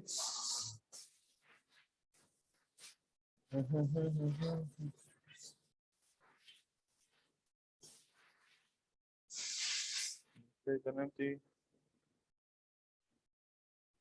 Yeah, whatever. In case, for example, Bikram have some problem, in case it's not letting you to add global libraries, just click on create empty ones, and that's okay. We will use only the fab libraries. So add the fab library. I have it already, so you will skip. And if you hover everything, you will see that it will be added as fab. Yes? Okay, repeat again. Preferences, manage symbol libraries, and go to global libraries and look in the folder that you just downloaded. That is Kicad Master, Fab Library, and open it. Once you have done that, let's go to the footprint libraries. That is just the link under symbol libraries. Manage footprint libraries. And we will do basically the same with another file. So add in global libraries, add existing libraries to the table. And in this case, the menu in Windows is different. I really don't understand why. So Windows, actually it's not Windows, sorry. It's in, ¿dónde está? Users, desktop, actually it will go, downloads, Kicad Master is Fab Pretty in this case. Yes, no? Yeah, it's Fab Pretty. You select Fab Pretty. It already exists. And it will be already here. You click OK, and you have done all the configuration that you need to do in Kicad. Any points, Josep? That's it. It's important to install the libraries. And yeah, if you do it like this, those libraries will be installed like globally. You can also install libraries like for a specific project, let's say. But my recommendation is to do it globally. So like this, if you start a new project, you have them already.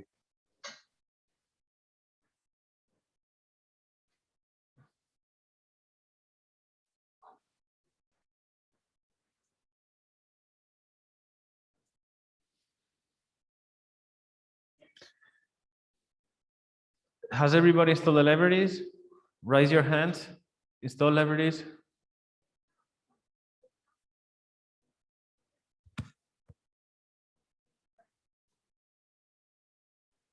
You cannot press here on Macs. Nobody has installed the library. Qué desastre. What is the problem? Like you cannot install the libraries?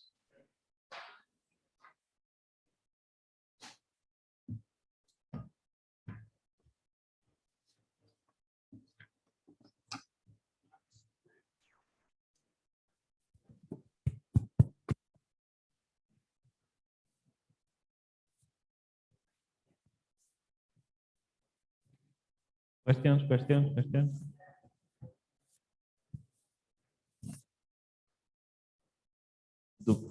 That's why we asked you to download it yesterday.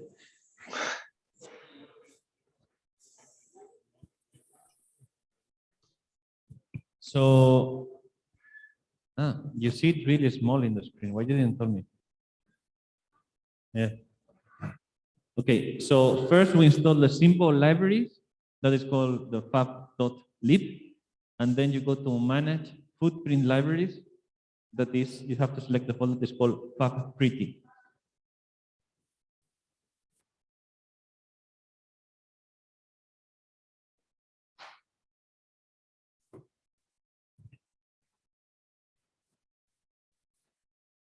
Yes?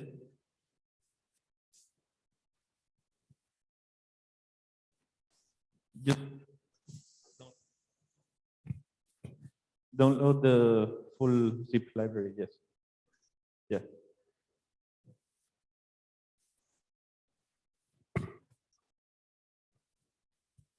So the first time the preferences to add a library, it will ask you to configure global symbol library. Just click OK, OK, OK. If it doesn't let you, just create empty global system.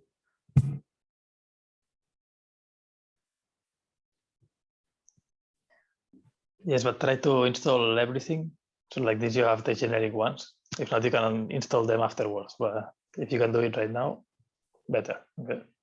If not, create an empty one and we're gonna load it with our libraries.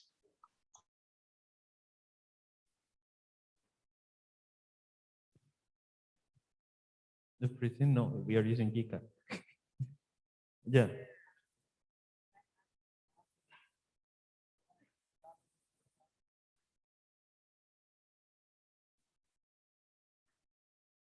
Hmm.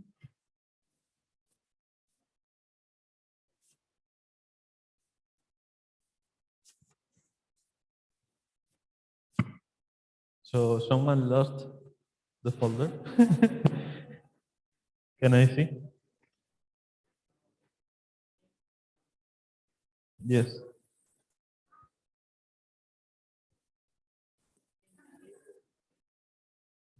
Yeah, but maybe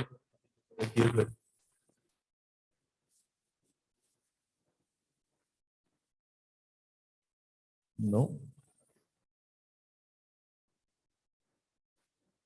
What?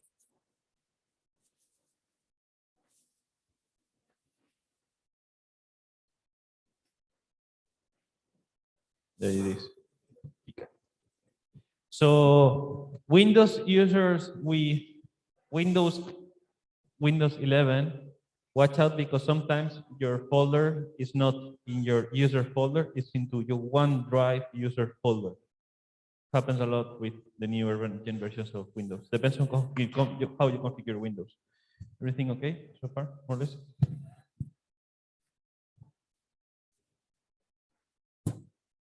So in case of symbol library, you install fab.lib, and in case of footprint libraries, you install fab-pretty folder.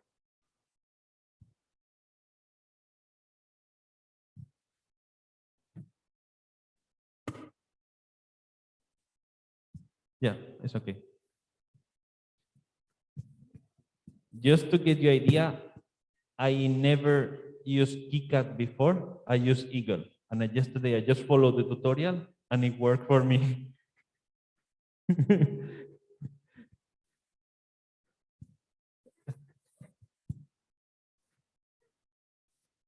Actually, I followed it.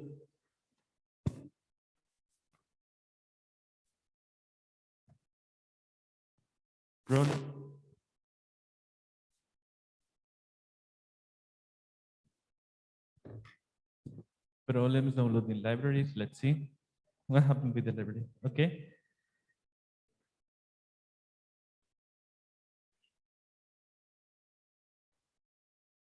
No, just no. Add no little folder, yeah, and select your library, wherever you find it. Just public, yeah. Add. That's it. That's it.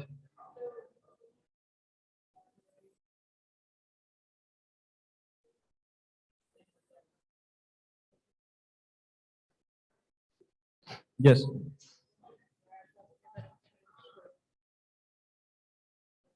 Exactly.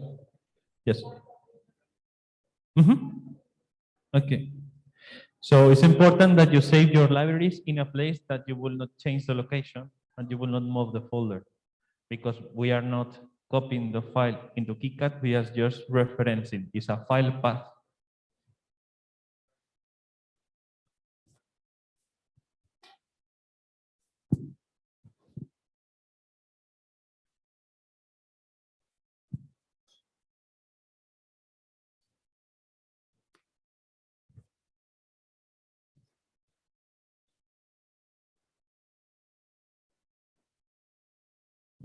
It's not.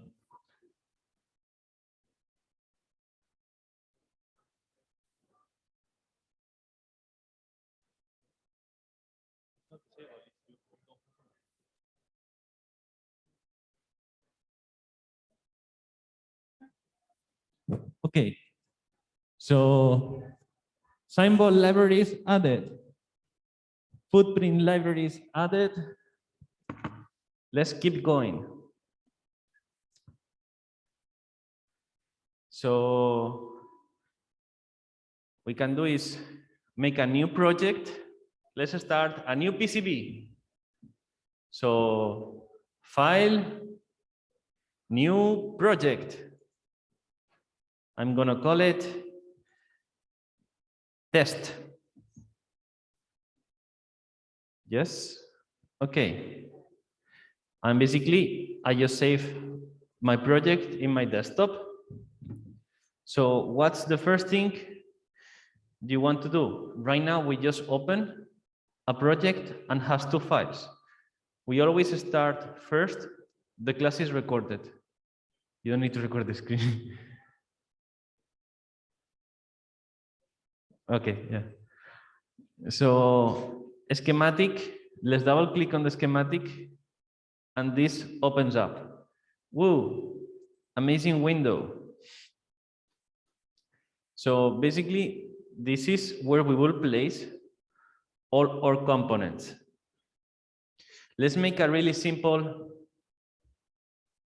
location of components right now so you understand the logic. We are not going to make a board, we're going to locate a few components so you understand. So you can see we have options of everything. Let's place components. Here on the right, you will see that it says place symbol.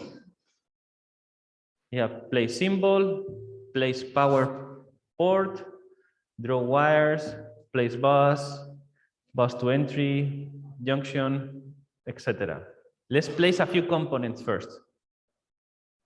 So let's place a symbol.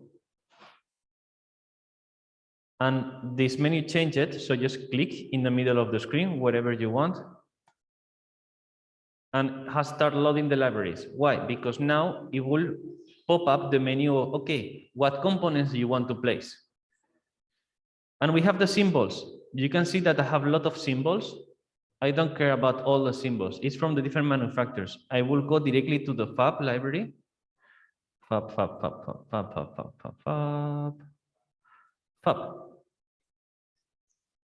I will open and I can see all the components. For example, I can place an Arduino Uno, I can place a battery cell, I can place a button, capacitor, can place connectors, don't care about connectors. There's a lot of components. So let's place a LED and a resistor. Let's keep it simple, okay? So I will repeat. Place symbol, you click wherever you want. You go to the library you want to use. In our case, we want to use the fab library. And we're gonna look for a resistor or LED. Okay, LED. So now I have selected the LED and I can place it. Boop. Just place an LED. Let's place another component. Just double clicking again in the screen will open again the choose symbol. Let's put a resistor exactly in the same location in the fab library. Let's put a resistor. Resistor. Let's put a resistor, whatever. We can choose this one. Resistor, standard resistor. And I can click. And okay, we have an LED and a resistor. We have located two components. Good. To light up a resistor, what else we will need, let's say, in the future? Power and ground, no? In this case, the schematic connections of power and ground are like, there are symbols that are different in a different location. In place symbol. This in place power port. So we click again. We go to fab. Let's connect ground. Let's put a ground. And let's do the same with 5 volts, whatever.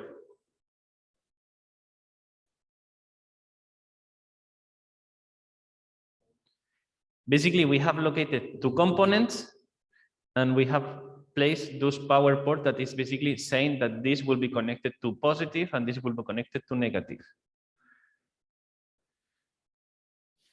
We can move the components. Si me deja, okay. Okay, really the location of the components really doesn't matter. This is a schematic. It's not a physical layout.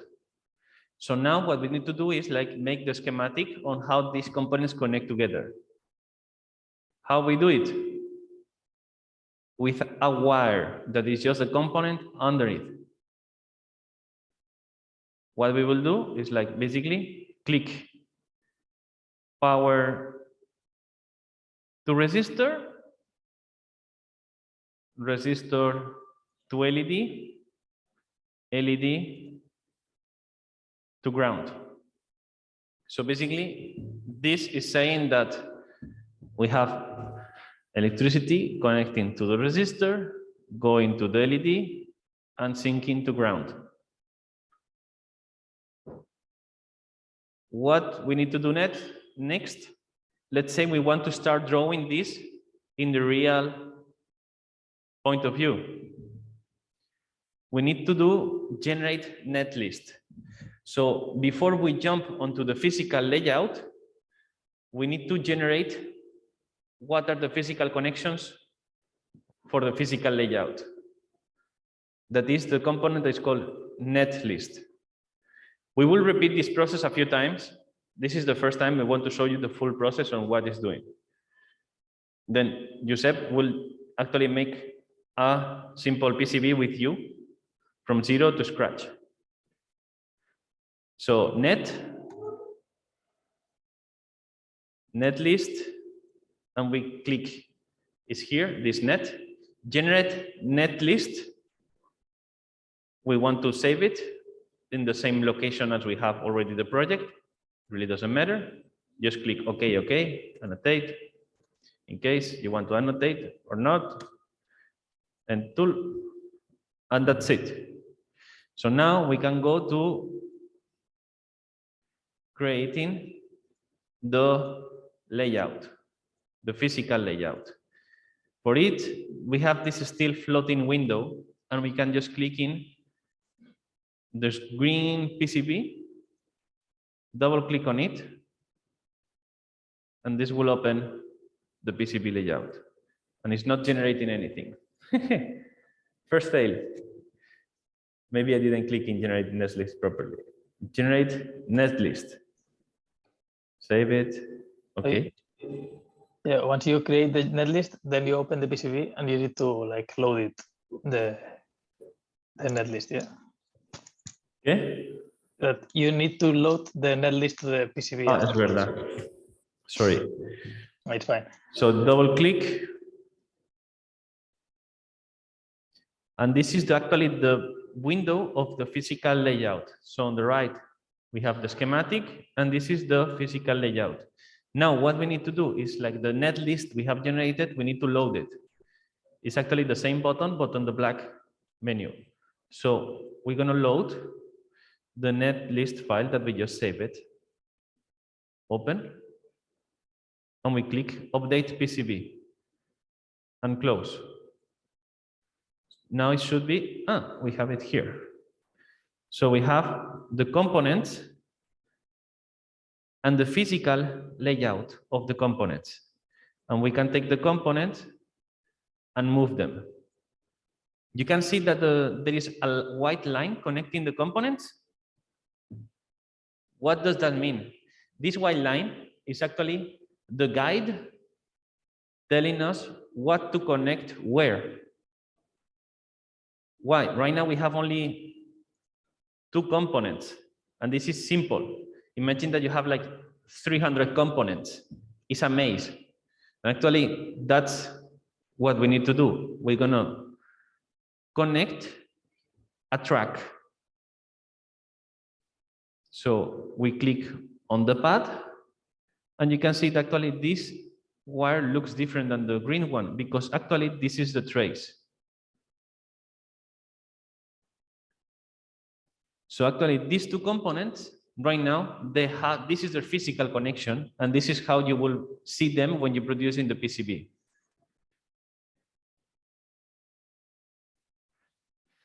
So let's go back. What we have done, discard changes. Okay, we were here, we have placed the components, we have made the schematic connection, and we have generated a netlist file. For example, let's make it a little more complicated. Let's put 2 LEDs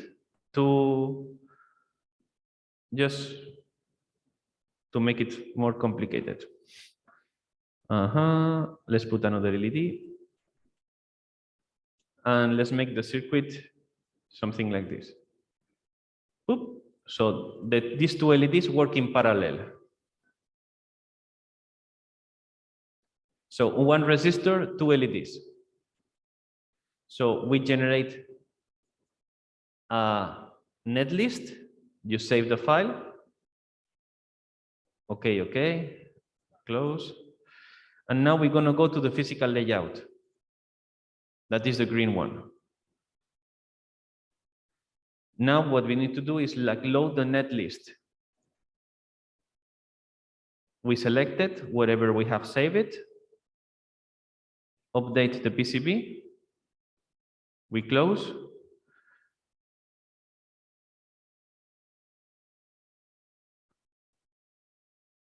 And now we can see the components here.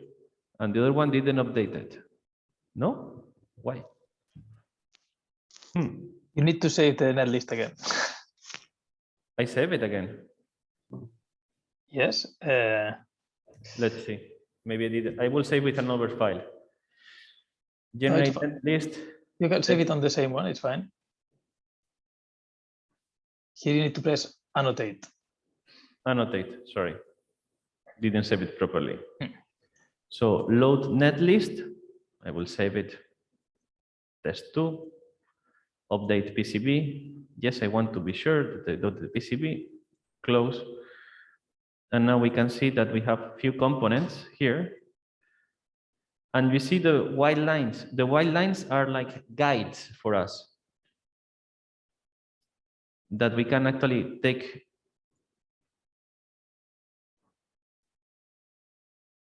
You see, the lines are changing all the time.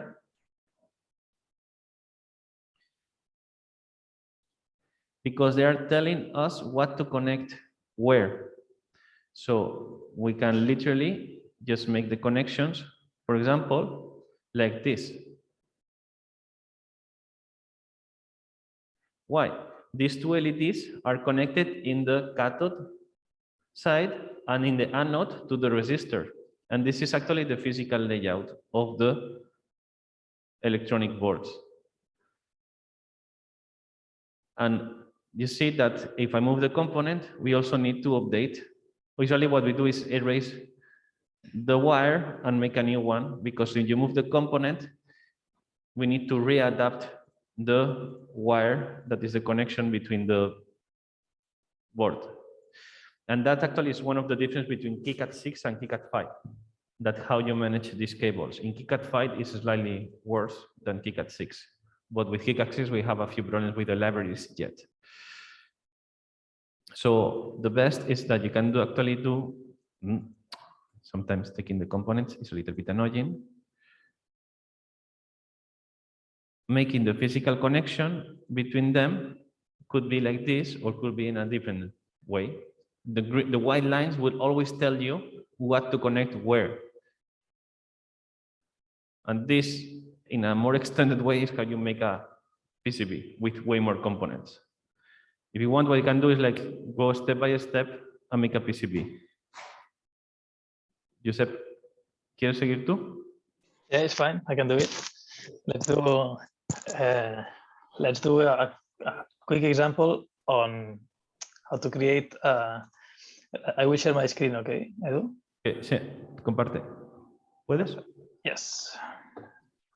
Okay. Wait, they have a question. Question.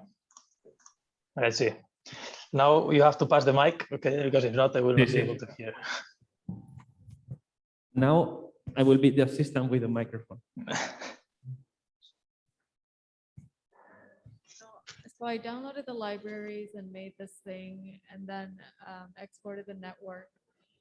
But when I try to upload the network into the PCB, the black screen, it says, well, I can't do it now because no, everything stopped, but it says that there's an error and cannot locate all of the components within the fab library.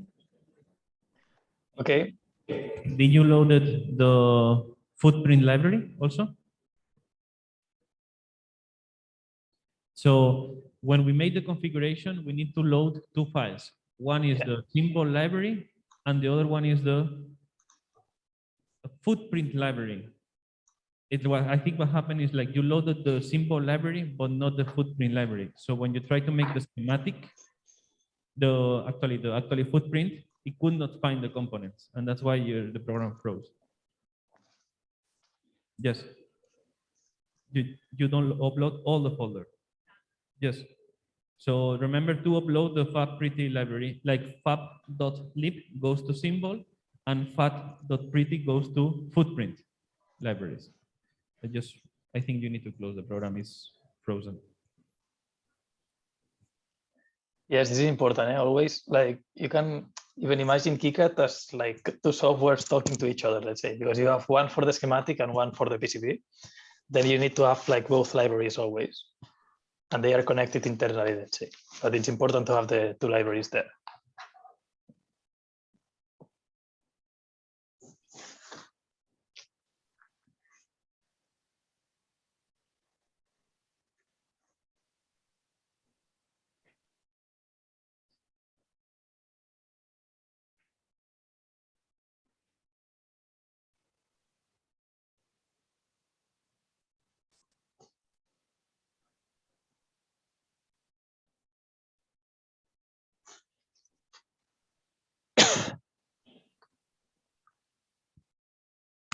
Josep, espera, Yes.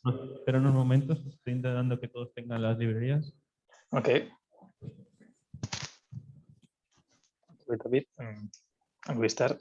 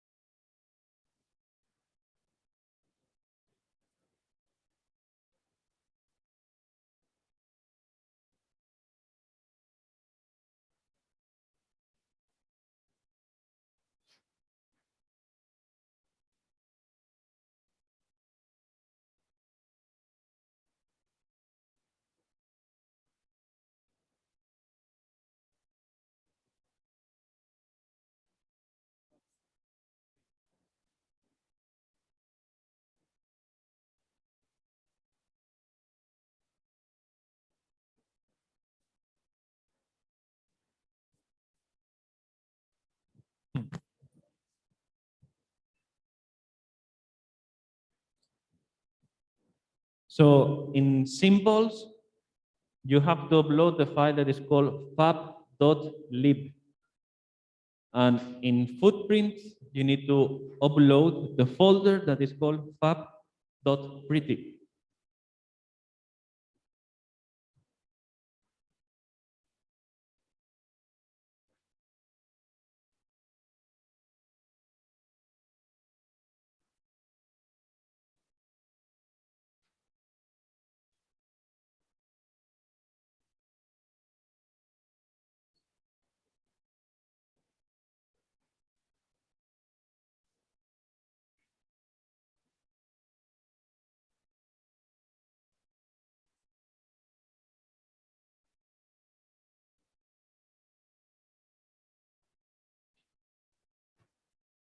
Okay, Josep, I think you can keep going if you are still there.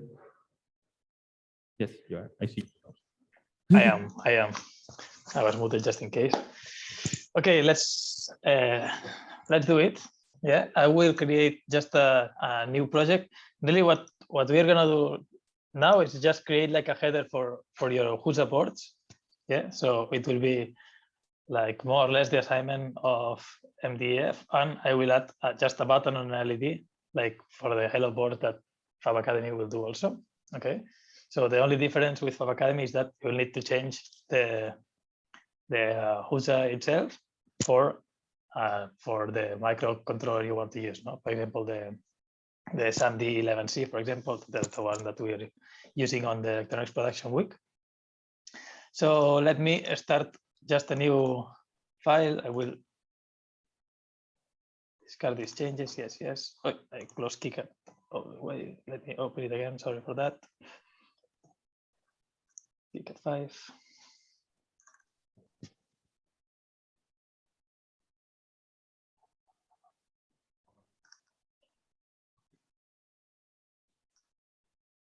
Okay. I will create a new project. New project. Test. Okay. So as I was saying before, now that you have the libraries and everything, let me hide 1 second the panels here that maybe you don't see them, but I can see them. Okay, stay like this. Perfect. So first, creating the schematic. Yes, once you have the libraries, it should be very easy. At the end, just you click on add a new component. Here you can see that I don't have as much libraries as you have normally. This is because you can always go to preferences, manage symbol libraries, and here what I did to load the libraries faster and to don't have everything there, you can uncheck all the libraries that you don't want to use. Okay, like this, you have a more cleaner way to see the libraries. So in this case, I just have the Fab library, and I also have here the MCU module, because in this library here is where we have the symbol of the Husa board. Okay, so if you want to do a header for the Husa, here you have the symbol and the footprint for it. Okay, so if you want, it's good to find it here if you want to check all the other ones.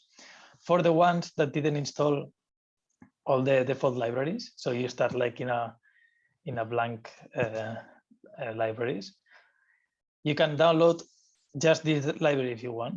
Okay, so to download libraries for Kicad, you can directly type on the internet Kicad libraries. In this case, if you go to Kicad here, kicad.org, here you have libraries, download, and here you have like schematic symbol libraries, PCB footprint libraries, and 3D models libraries. Yeah. So from here, you open this one and this one, for example, you can download the symbols of all, like you have all these libraries and you can download it like individually, let's say. So in this case, for example, you're on MCU module, that is this one here, you can click on it. And here you see all the footprints, all the libraries, all the symbols you will have in this library. Yeah? And you can download it as a zip folder, just unzip it and load it as a new library. Perfect. This for the symbols, and you need to do the same for the footprint.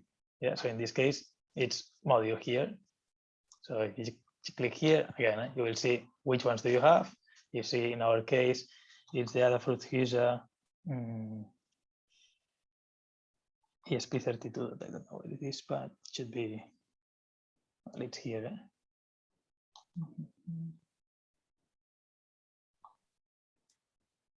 Well, if you download it, it will be, because I have it here, so it should be, everything should be there.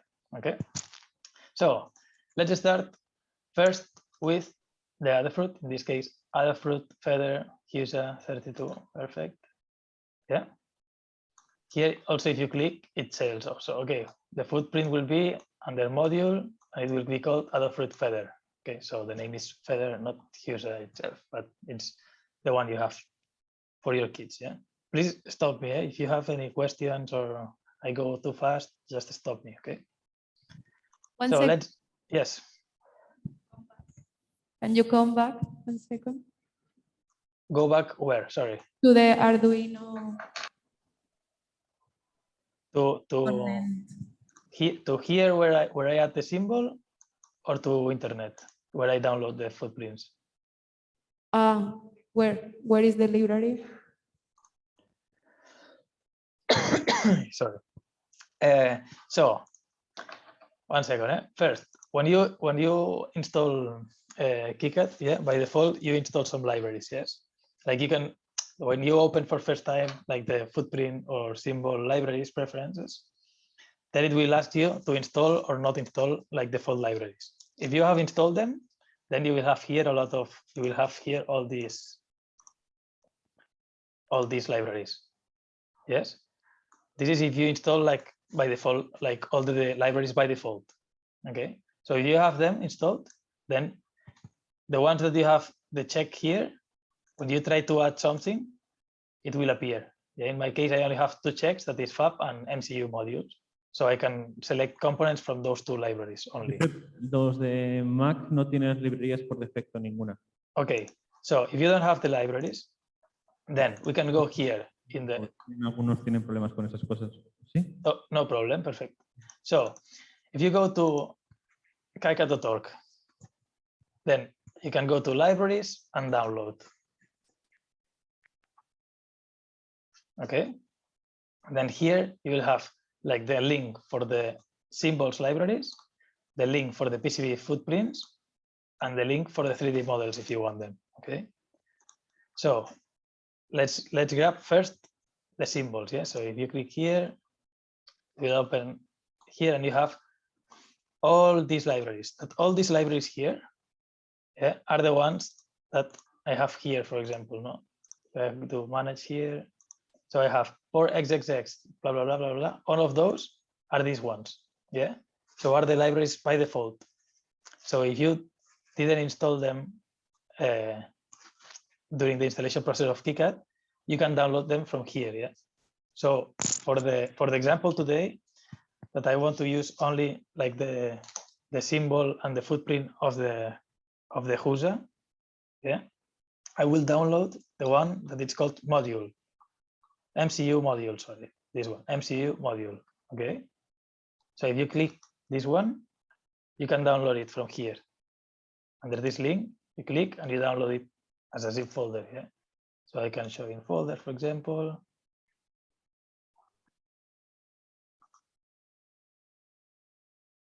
So I can extract it, yeah? So now you have here, you have the .lib, that is the library, yes? This is for the symbols. Then you will also need the footprint. So you go back, here you have the footprint, and here no, you have all the footprints libraries. In our case, we want the one that is called module. Okay, we will have MCU modules for symbols and module for footprints. Here, perfect. And if you click here, you can download it again. Yeah, you will have the second one. Yeah, so if you go check here in downloads, pretty, extract, perfect. So you have here FabPretty with all the symbols itself, with all the footprints. Sorry. So once you have those 2 folders, you can just go back to Kicad here and say, okay, preferences. I have it open here. Let me close. So preferences, manage symbol libraries. Now, and here you can add a new one. Sorry, not like this, but with the folder icon. And you can go to downloads. Yeah, first, this symbol library. Yeah, so we want the .lib. You click here, this one. Okay. Now it's telling me a library with the nickname MCU module already exists because I have it installed already. Yeah, so I will skip it, but you will have it like a new one. Okay. This will be for the symbols. And then for the footprints, you do the same. Manage footprint libraries. If it wants to open. Okay, perfect. Again, I just like to check the ones I want to use. Yeah. So I have everything unchecked except the ones I want to use. And here I will load a new one. Which one? So now I have to go downloads. Sorry, where am I? Not documents, downloads. And it's called MCU module. No, it's called module.pretty. Yeah. This one, for example. This one. Okay. Tells me that I already have it installed, yes, because I already have it by default. So in your case, it will not say this message here. Okay, so I will skip it, but you will have it now. Okay, like this, you will have the footprints and symbols installed for the MCU modules, and inside them there is the other fruit feather or husa. Okay, the one that you have. Yes. Let's continue with this. Yeah, it's clear. If no one says no, I will continue. Okay. So we started with the schematic. Yeah, sorry, the zoom here. Okay, I will add, let me hide this here. Perfect. So I will place a new symbol. Yeah. Also, you have the here in Kicad, there are a lot of shortcuts. Okay. So for adding something, for adding a symbol, you can also press the letter A and it will automatically do it for you. Okay. Instead of clicking here. Siguen instalando las librerías todavía. Van un poco despacio. Okay. Do you want me to wait better? So like this, we follow all together. Yes, no. All the libraries of the MCU. Who hasn't? Nobody. Has. Who has installed already the MCU library? I see one hand. I see one hand. Maybe repeat again. Do you want me to repeat again how to install? Yeah, again, and the last one. Okay. Then It's fine. So again, from the internet, yeah, you need to download the libraries you want to install. Yes. So how to find these libraries? First thing, you can go to kicad.org. Yeah, that is the webpage of Kicad, and under libraries, download, you have here the default libraries for Kicad. Okay. So you have symbols and footprints. That's what we want to install, yeah?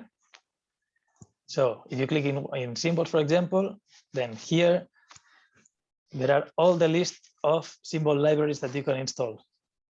Yeah, there are a lot. There are the ones that they install by default in Kicad, okay? So in our case, for today, we're gonna use MCU module. If you click it, we're going to use this one because it has the other fruit feather HUSA 32, ESP32. That is the one we want for our HUSA board. Okay.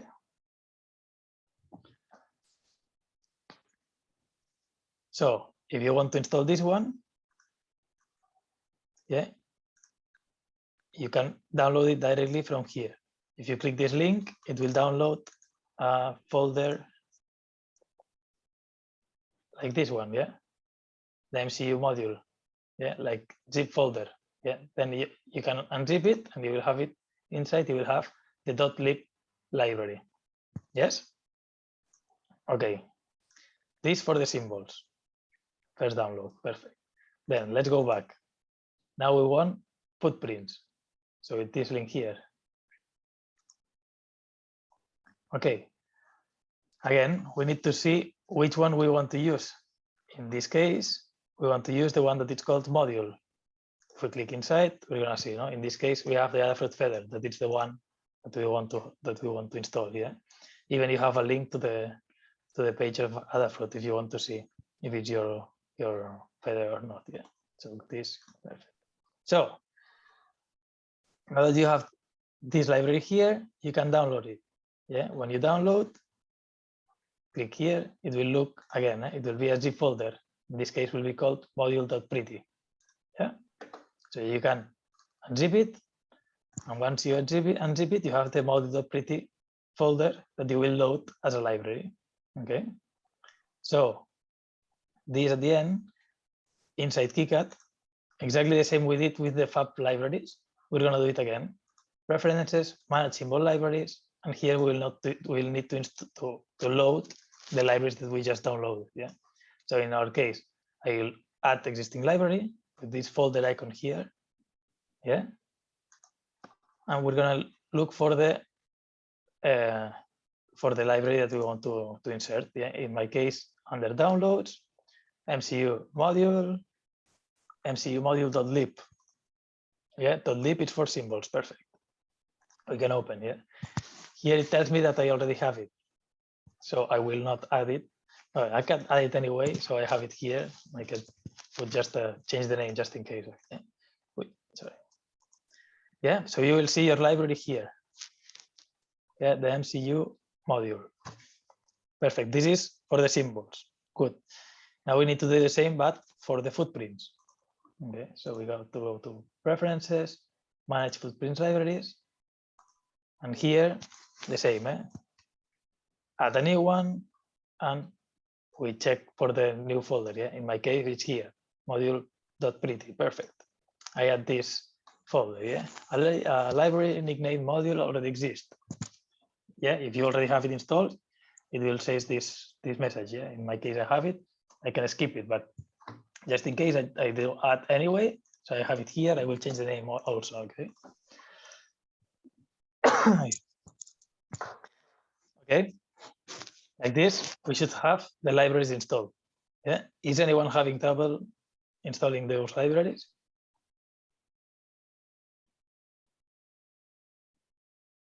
Yeah, let's continue. Someone wants to talk here. Basically, what we are doing is we have installed a set of libraries, and now we are installing another set of libraries. We are doing the same. Just Exactly. one we downloaded from our page, that's the Academy page, and the other one from the official Kicad libraries, the standard in the market. But basically, we are doing the same again. So, in case of Mac, some users, when you download the folder from a Kicad, is extension .7z. That is a WinZip or compressed folder. Some Macs, I see there, like they cannot uncompress that one. So you need to download a tool to unzip that folder. Depends on the version of Mac that you have. For example, this one, they can do it. I don't think you have an uncompressed folder. Like, yeah. But we need to keep going because if not, like it's going to be endless. Like we will try to upload this recording as soon as possible. Yeah, really, at the end, it's not that important at the end. Okay, we can follow along. The only thing is you're not going to have the feather footprint at the end, but afterwards you can install the libraries and it will appear. Okay, so let's not worry about it right now, and let's continue. Keep going. Okay, if not. We can check afterwards and see how to solve these small problems. Okay, good. So now that we have our libraries, perfect. We can go to the schematic page. Yeah, there's this one here, and we can start adding the things that we will need for our board. Yeah, so I can come here in place symbol, or I can use the shortcut A. Okay, if you press A, it's also like place symbol here. Perfect. Then let's check which symbol I want to load in this case. First thing, It's the Adafruit Feather Husa ESP32. That is the one that MDF students have. Okay, that is this one here. Perfect. Okay, I press OK, and you see I can put it wherever I want. Yeah, I will put it here, for example. Okay, good. So next thing. Next thing is I want to do just a header of this that will contain a LED and a button. Yeah, so let's add the things that we will want to have. So in this case, what I need, an LED. Yeah, I want an LED from my fab libraries because it will be the LEDs that we'll have here in the lab. Yeah, so I can go looking here, or I can just filter here LED, and you're gonna see LED. Perfect. Yeah. You can also check in the description here, for example, this is important. For example, it tells me, okay, it's a LED diode 1206. 1206 is the size of the SMD package, for example.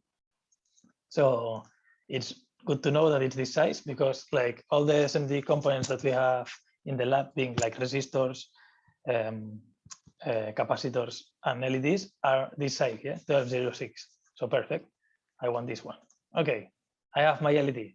Yeah, I will locate it here, for example. Good. What I need for light up the LED, I need a resistor to make sure it doesn't burn. Yeah, so I will look for a resistor. In this case, it's an R. Perfect. Also, it's 1206. Perfect. Okay, I have my resistor here. Yeah, you can click here, for example.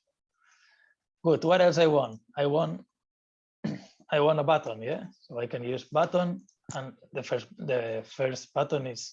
It's okay, it's the one that we're gonna use. Like, I think both of them are the same, are 6x6 millimeters button. Okay, I have my button here, perfect.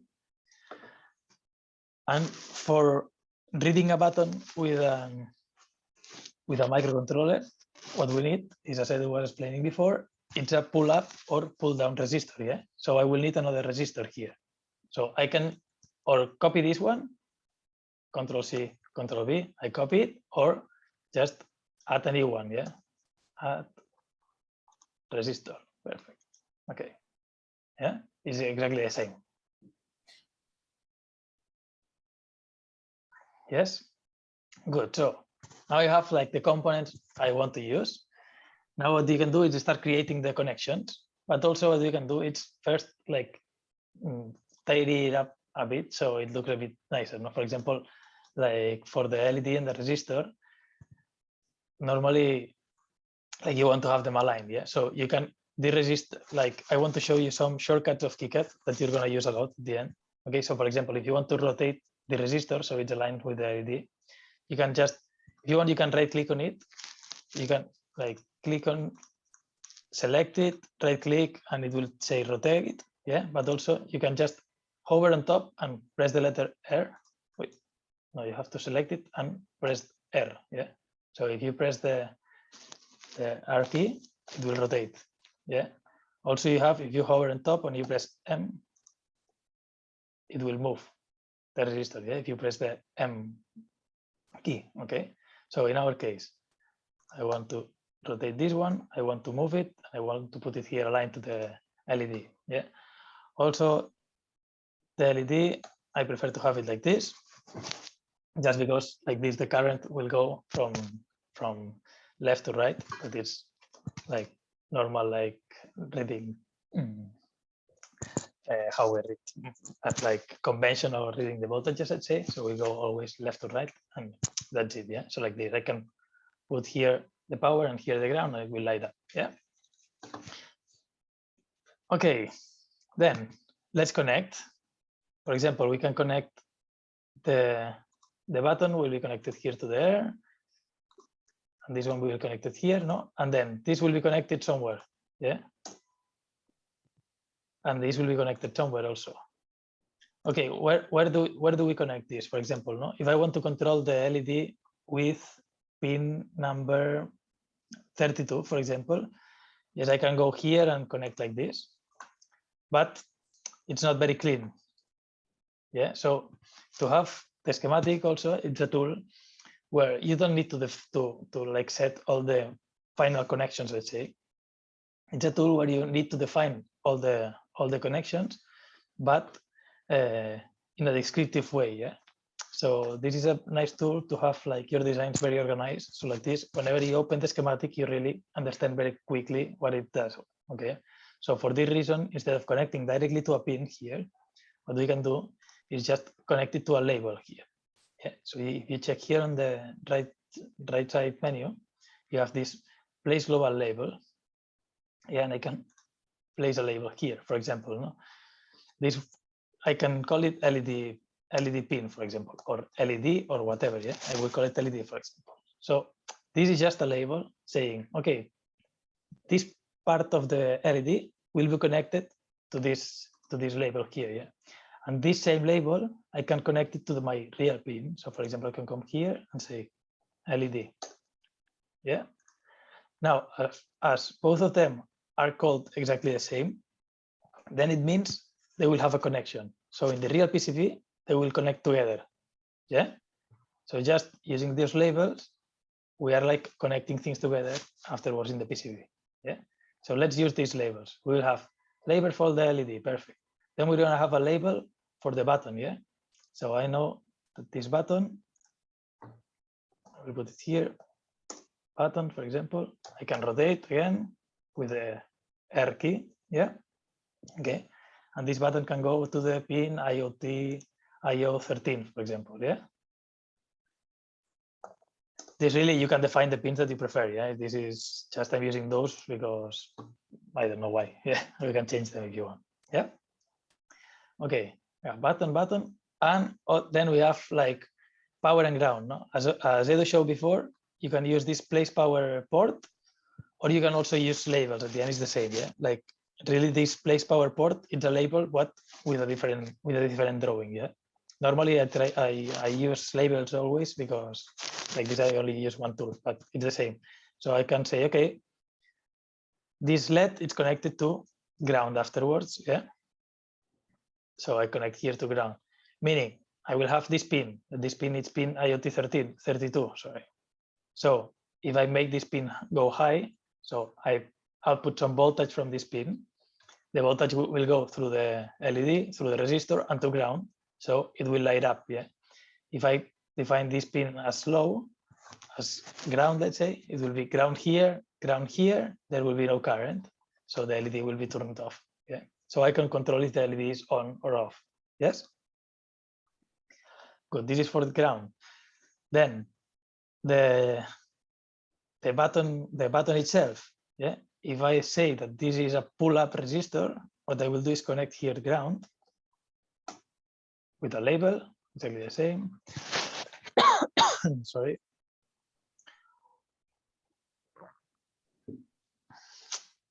Okay, we have ground here, and we're going to connect here to the resistor. So here to the resistor, we're going to connect the voltage, yeah? Normally called VCC. Okay. Why like this? Okay, let's see what's happening here. Yeah, if the button is pressed like this now, yeah, all the current, the voltage from the VCC will go through the resistor and will go to the button. Yeah, so I will see some current going inside my microcontroller. Yeah, what happens when I press this button down? Then I connect directly to ground. Yeah, so I will have only one wire going from ground to the button pin, meaning that this pin will be grounded. So if it's grounded, I will be reading a 0. Yeah. So depending on if I'm pressing or not, I will read a 1 or a 0 if I receive voltage or if I didn't receive voltage. Yes. Because when I press this button here, all the voltage from this VCC will be consumed here on the resistor. Yes. Good. Let's continue. Let's see. So okay, I have this ground labels, but I need to also connect it to the ground of my microcontroller. Yes. So you see here we have the ground pin. So I can write it here. GND. Perfect. Rotate. Amazing. And this voltage VCC, it can be the 3.3 volts that I receive from the user board. Yeah. So I can write here VCC. Okay, cool. Now that we have all the labels, we can connect them with wires, place wires, and place. So This goes connected here. Perfect. This goes connected here. Perfect. This one here. Always you need to connect everything with wires. Yeah. Also, you can tell me, okay, but why you don't move this one and connect it directly here? You can do it. In fact, now it's connected. No, you don't see there is no like this small circle here. It means like it's an open connection. Here it's already done. No, I don't recommend doing that because you can like just misplace something and you're not gonna see it. Yeah. So if you connect the wires, you're gonna always see that there is a wire connecting or not. Okay. So try to use wires more than connecting things directly.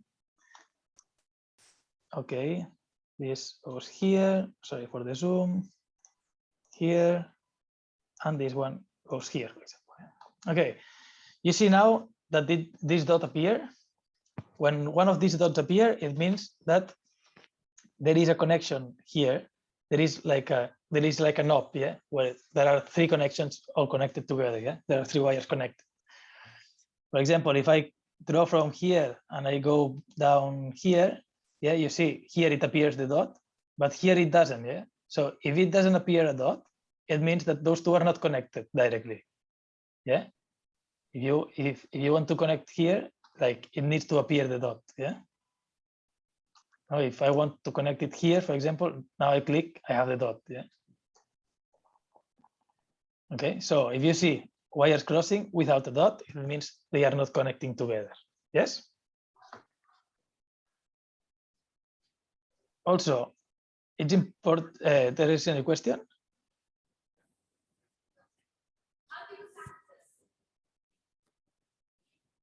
I see. How do you cancel the, I don't know, for example, the button on some lines? I cannot cancel things. Okay, so if you're drawing a line and you want to stop, let's say, you can just press escape and it will stop. Yeah.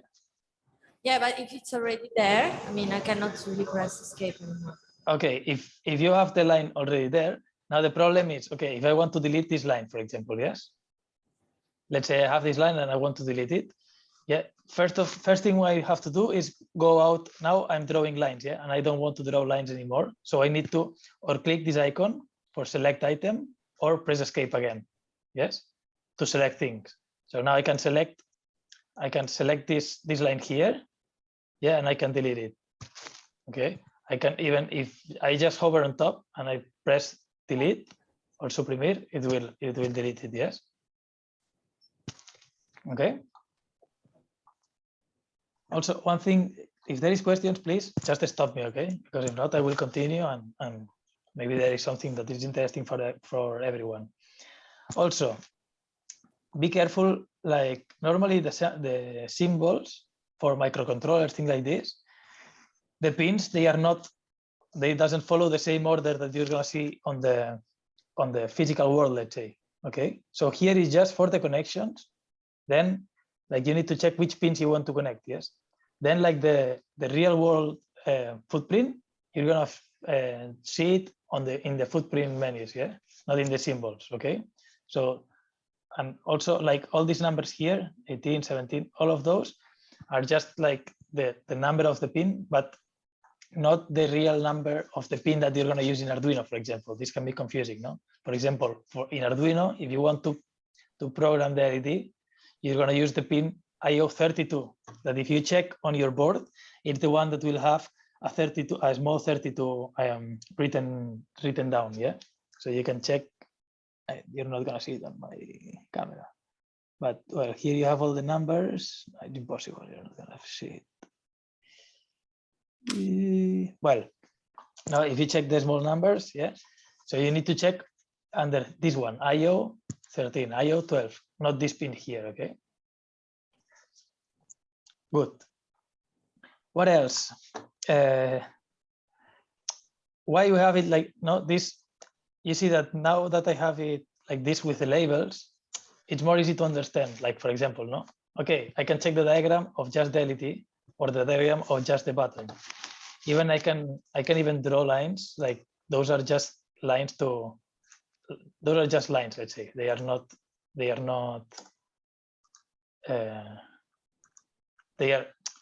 just drawing lines, okay? They are not connections. And you can draw it from here, or you can even do here, like this is to annotate. That is like the real tool for annotation, okay?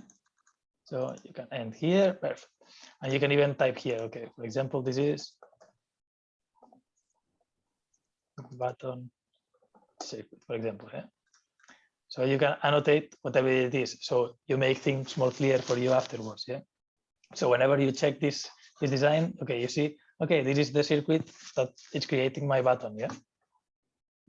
Also, here you see in all of the components, we have, for example, here, no, D and question mark, SW question mark, R question mark, yeah, all of those. Why? Because each component need to have like an identifier, okay, and it should be unique. For example, all the resistors will have their identifier R, and they will need a number, yeah. So you can edit this manually, or when we create the netlist, you remember that before we click on annotate, this do it automatically for you. Okay, we're gonna do it afterwards, but if not, if you want to do it manually, you can do it just, if you can right click here, you can select if you select something, you right click, and there is properties, edit properties. Yeah, there is also edit properties. Like properties are everything. Yeah, you can, the reference, the value, the footprint, everything you want. Okay, then if you want, you can also edit only the value, for example. Yeah, and it's just these are here, the reference, that is this one here. Yeah, this is cool. Also, you can just hover on top of your component, and if you hover on top of this R, for example, and I press the letter E, it will edit this value. Okay, so this is nice shortcut. Also, you're going to use it a lot. E, just to edit whatever you're hovering on top. So in this case, you can change this text. For example, if I know that the resistor here, it's for the LED, it should be a small resistor. I can say, okay, this is a resistor for a small 100 ohms. Yeah, and now you will see, like this, you have the annotation of which resistor you want to use, because at the end, all the resistors we have here are the same size. So it doesn't matter which resistor you want to put, that the footprint will be the same. Yeah, the symbol will be the same. The only thing you can change here is the value. For example, in this case, for the button, this is a pull-up resistor, so I know it's 10k ohm. Yeah, so you can change here the names. So like this, like you have it, like more information on what you're doing. Yeah.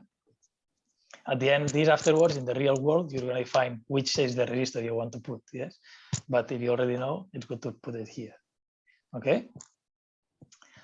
So from this part of the schematic, I think I'm done. Let me like this. Okay. I think I'm done. Yeah, I have like all the connections I want to have, so I can jump to the PCB, to the layout of the PCB. Yes. So I will generate a netlist. Generate netlist. It tells me where you want to save it. Here, perfect, perfect. Okay. Here you see the annotate. Yeah. Now if you check, for example, A question mark, D question mark, R question mark. Yes. If I annotate, you see now it is D1, R1, R2, SW1, A1. Yeah.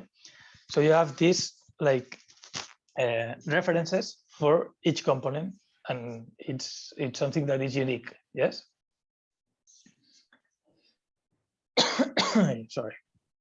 Okay, so I have the netlist, so I can jump to the PCB. There is a question? Yes, let's go. Can you repeat again, where did you change the resistor's name? Okay, yeah, this you can. There are several options. Yes, it's if you select the component, you right click, properties, and you can edit properties, that is everything, or edit just the value, that is the value of the resistor. Yeah. So if you go to edit properties, you can change here value, and you can change it. Yeah. If not, you can do edit value, and you only edit the value. Yes. Also, if you hover on top, you can press the letter E, and it will open a menu here that is for editing this value here. Yes. You just need to click and press the letter E. Yes. Can you also briefly repeat how you annotated these blue regions on the circuit? This, Yeah. like this line, only this line.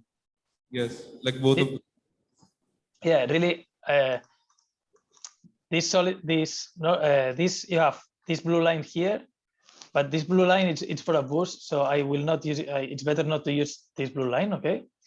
Because at the end it should be like a connection. At the end, it's an empty connection, but better not to use a connection. But use these annotating place graphic lines or polygons, yeah. That it's just drawing a line here, and you can draw it just clicking to wherever you want, yeah. Just to finish, you right click and end drawing. So it's just, this is just for referencing, yeah. It has nothing to do with the schematic itself. It's just for you to have a more visual way to see things, yes. And then to annotate the text, you have this place text tool here, where you can place, for example, here it's LED, for example. Yeah.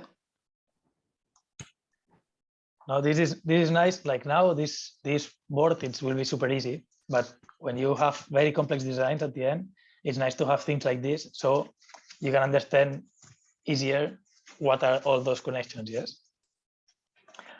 For all the boards, there are schematics. Really, if you check, I don't know, Arduino Uno schematic. You're gonna see like all boards, you can find the schematics, like all the open source boards at least. Yeah. So for example, this is the Arduino Uno. This is like a schematic more or less like Kicad style of all the connections of the Arduino. Yeah. But you see, like in a schematic like this, it's difficult to read because like there are many lines and you don't know where to look. No.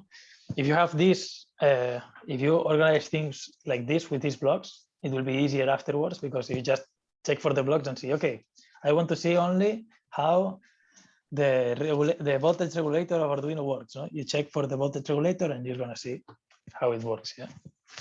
So it's nice to have things very well organized here on the schematic. Okay. Good. So if we are done from the schematic, we can jump to the PCB. Yes. So we generate LED list that I already did it. Yeah, this one, save. Perfect. I have it. And we have to jump to the PCB. Okay. To do so, again, you can go from the initial page, just double click here or double click here, yeah, or here or here. It's the same. But also from the schematic itself, you have the button to go to the PCB. Okay. Now it's loading. I don't know. Oh, it's crashing. Sorry for that. My computer with Zoom and more things, it gets a bit crazy. Let's hope it responds. My God.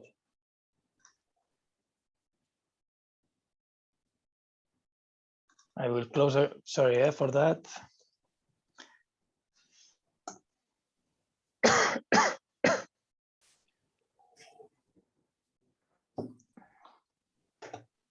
Okay, I have more or less this now.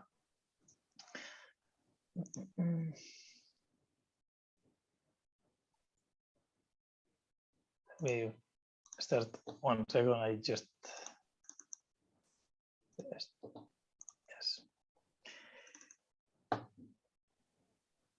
Okay, I will do it super quick. Sorry for that.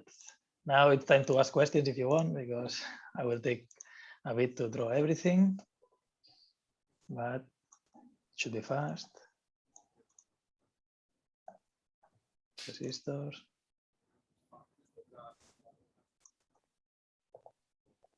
Button.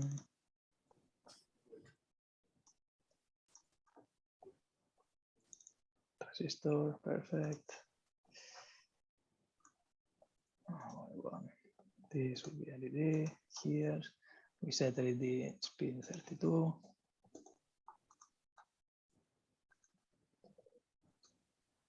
Button.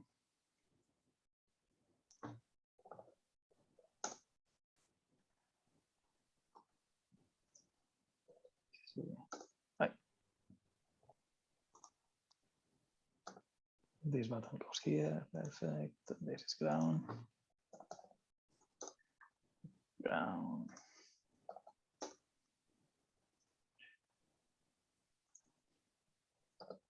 This is it. Opa, sorry. No. Okay, connections.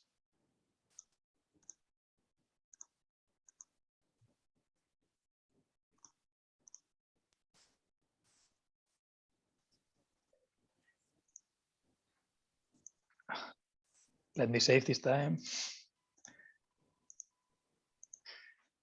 Okay. Save, no, you can put the lines if you want, but not much important. Okay. So now that I have it, save it, perfect. Generate dead list, generate. Yes, I save it here in the same folder. Amazing. And I annotate to make sure that we have all these like references all unique. Okay, good. So now that we have it, as I was saying before, to go to the PCB, we can go from the initial page or clicking this button here. That will automatically open the PCB layout for us. Okay. Let's see if now it works. Now it's loading.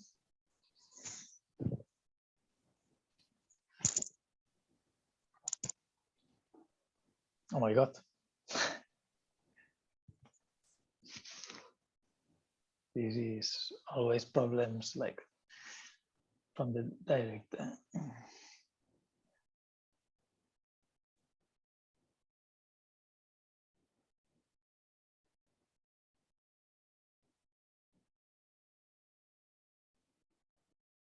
Is there a question maybe or no? If not, okay, I see.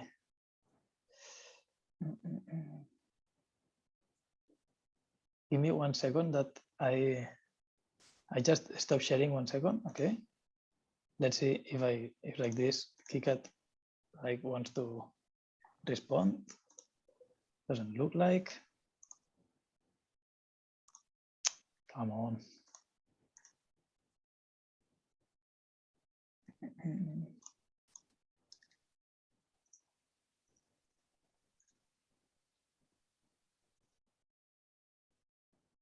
Okay, guys, give me 1 second and I just reconnect. Okay, let me see if I manage to get this working without Zoom working in my computer, and I just reconnect. Okay.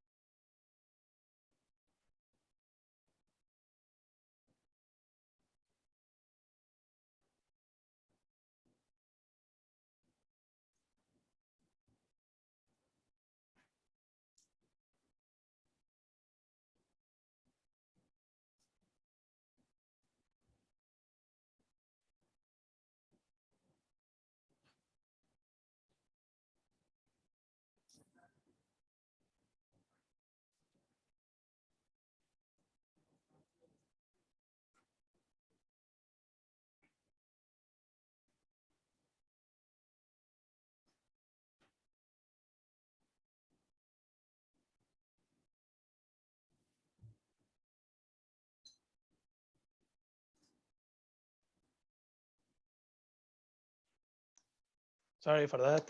Now I'm mute. Perfect. Thank you, George. Not George, Gerda. Thank you.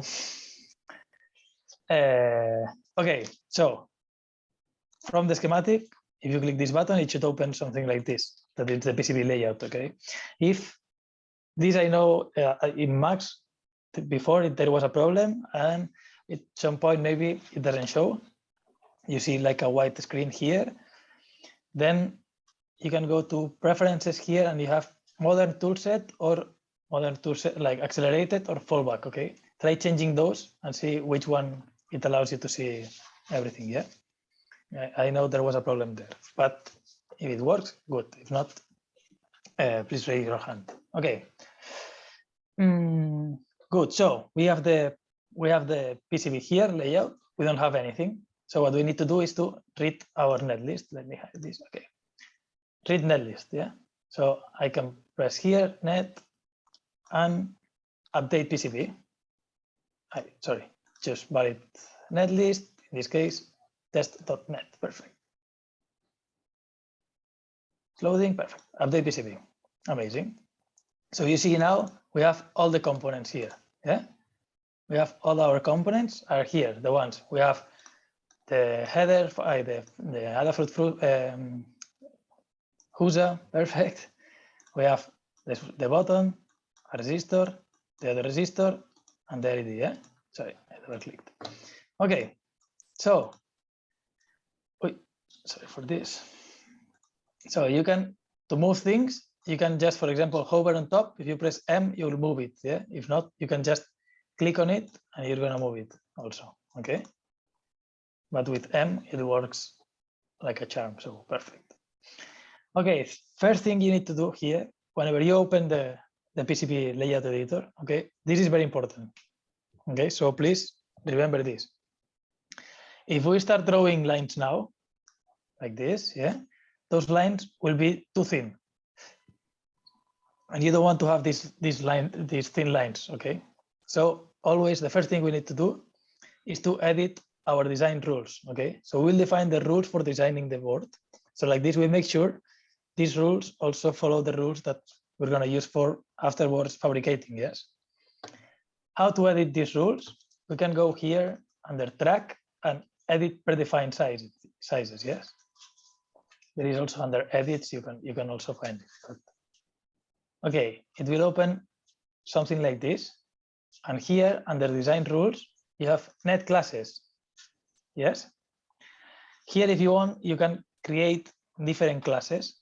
So if you want to have like different thicknesses, for example, I want my ground to be thicker, or I want my voltage bus to be thicker because I will use a lot of amperes there.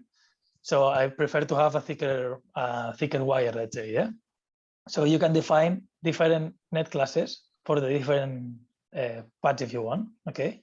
Or you can, for example, now to do it simple, I'm just gonna change the default values. So like this, all the width of my tracks are the ones that I want, yes. So here, things we need to change. Okay, first the track width. Okay, this is how thickened this track is. Yeah. Normally with 0.3, it's kind of good. Okay. If you have a space, we can go 0.4. So you're gonna have a thicker track, yeah, thicker trace. Why you want it thicker? Let's say because afterwards you need to mill it. Yeah. So if it's very thin, it can happen that when milling it, it pops out of the board. You're gonna break it. Yeah.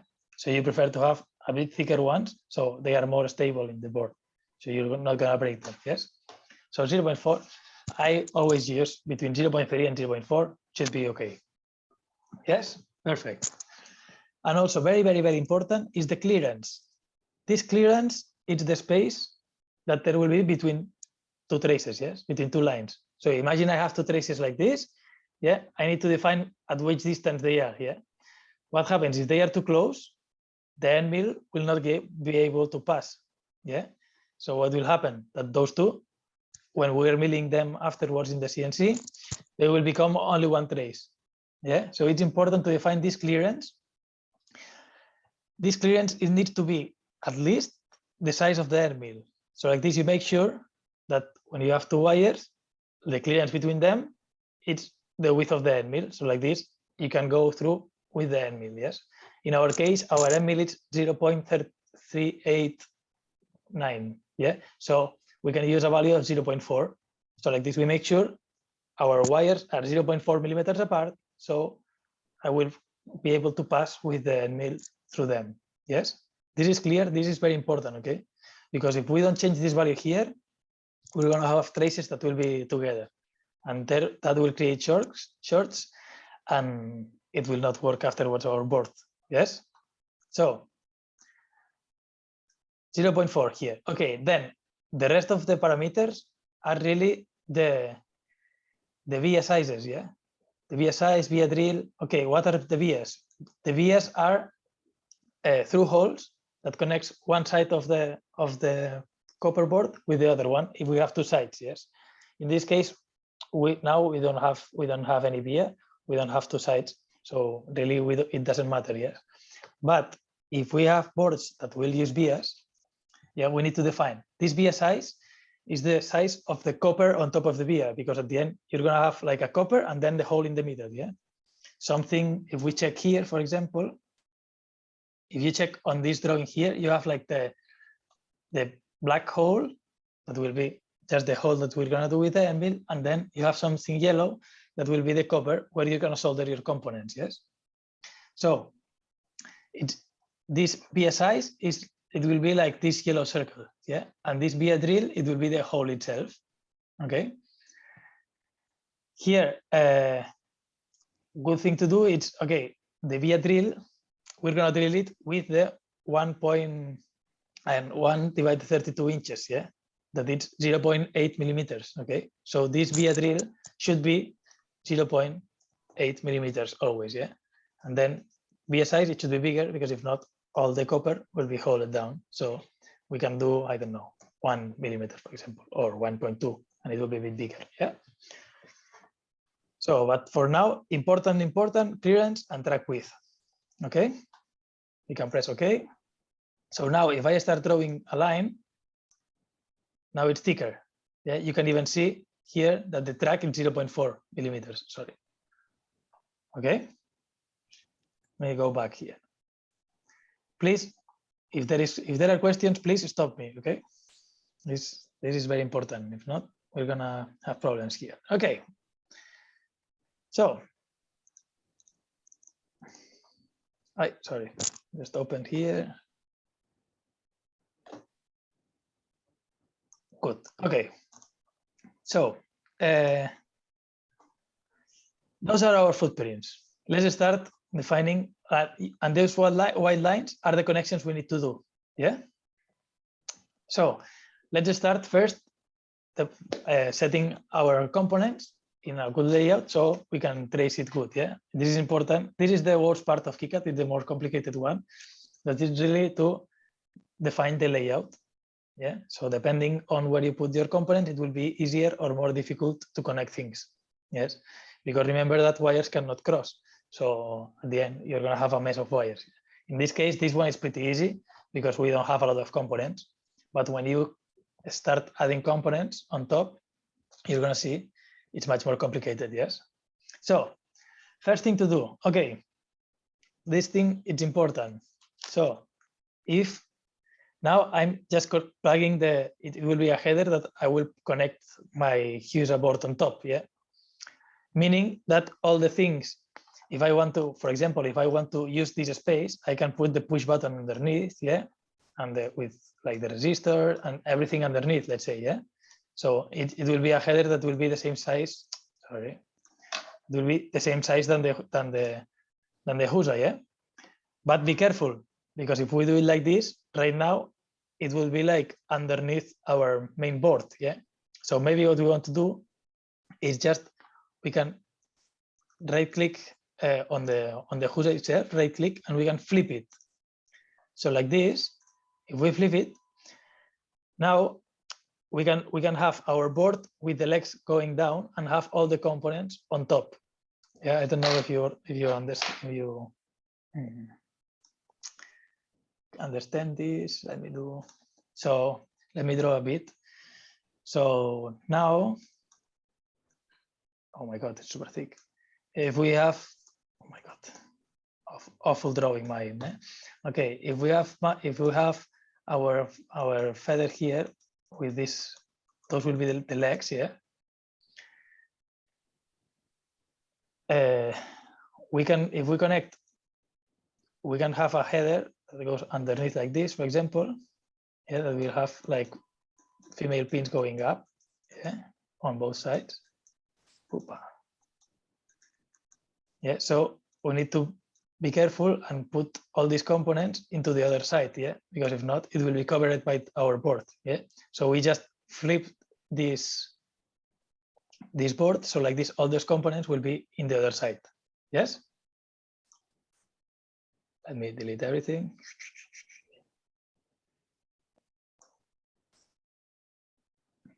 Good, so first thing, we flip it, perfect. Now that we have it flipped, we can start building our circuit. So we know here we have ground, we have voltage here, perfect, and we have here the LED, and here the button, yeah? So if the LED is up there, I can start locating my things. Sorry. Let's use shortcut M, will be easier for everyone. Here again, we have the shortcut R to start rotating our components, yeah? So in this case, I want to have ground facing down and the button facing and the button pin facing up. So I can connect ground here and button here, yeah? Then I have this resistor, yeah, that it goes from the VCC to the button, perfect. So I can put it like this, for example, okay. Down here I have the resistor. I can place something like this, for example, and I can place the LED like this. Eh? Remember pressing R, I rotate things, yeah? Oops. Okay, we can do something like this. You can also even select, for example, this one and this one, right click, align, and you can align things, yeah? For example, to center. So making sure they are aligned, yeah?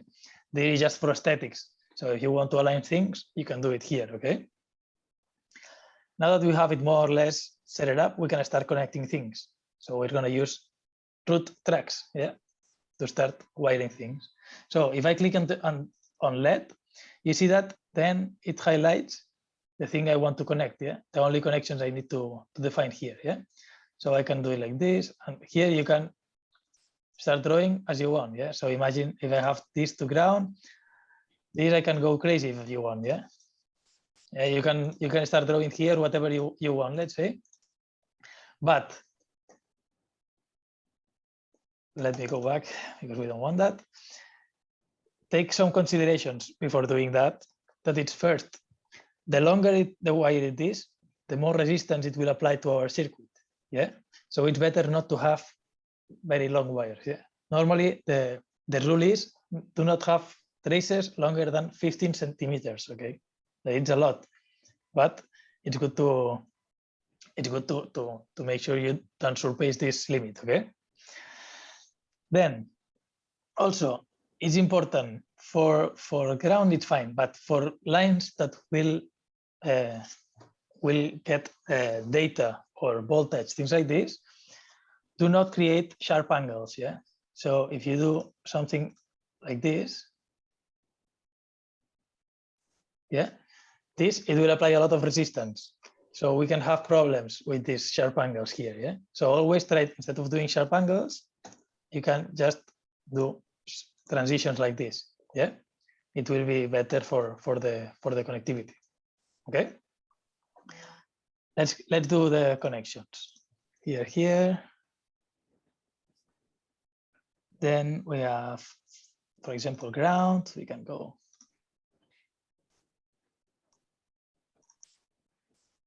Ground. For example, button goes here. Perfect. This button also needs to go here. So I can go bordering here, or I can go through the middle here if I want. Yeah. This is also important regarding the buttons. You see, I have here the white line. Yeah, I can connect like this. This connection I just did, it's done internally also. Okay, so it's not necessary to do it in Kicad also. So if you want to have a trace going underneath a button, you can, because there will be nothing here. Yeah, the connection is made internally also. Okay, so it's good to know. And you can create VCC to VCC, for example, here. Yeah. Now we have everything connected. Yes, but there will be moments where like you will not be able to go through all the wires you have. And at some point, maybe you want to use a jumper, okay?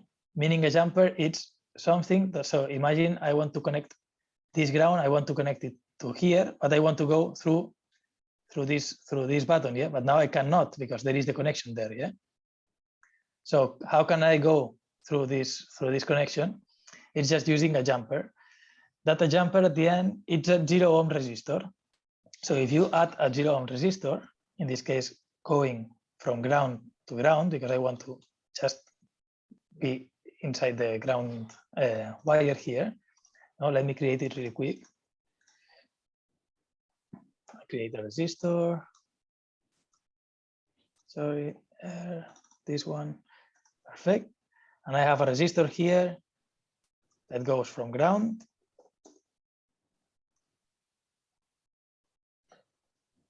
to ground. Yeah.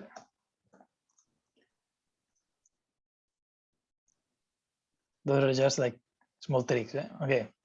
Once you have it here, you need to, let me hide the okay. Generate netlist, save, perfect. Annotate, perfect. And just jump back here. And you can read the netlist, or once you have the netlist already loaded, you can just click on update PCB and it will update it directly. Okay. So now I have this resistance here. That this, you see, no, inside the resistor here, there is like a hole, so you can pass by something here. Yeah. So in this case, for example, if I just delete, if I delete this wire, yeah, and I want to go through, let me also delete this one because this track out. So imagine we have the track for the button. It goes like this. Yeah. And I want to jump here, my ground, because I want my ground to be, I can just place the resistor in the middle, yeah. So like this, you see, no? Now the track is going underneath the resistor. I can connect here, 0. I can connect here. Let's go out of the way of the button here. Yeah, so the resistor, it will act as a jumper, yeah. We're gonna use a 0 ohm resistor. Why? Because 0 ohm at the end, it means there is no resistance. So it means it's like a wire, yeah. So we just use the 0 ohm resistor to use them as jumper wires, okay? Let me go back because we don't need this resistor. So I can just do like this, okay? And I can delete this part. Okay, so once you have your board already designed here, yeah, you can also add, if you want, an edge cut, yeah. So you can go here to the edge layers, okay. Here you have a lot of different layers, yeah. The important ones here is the front and the back.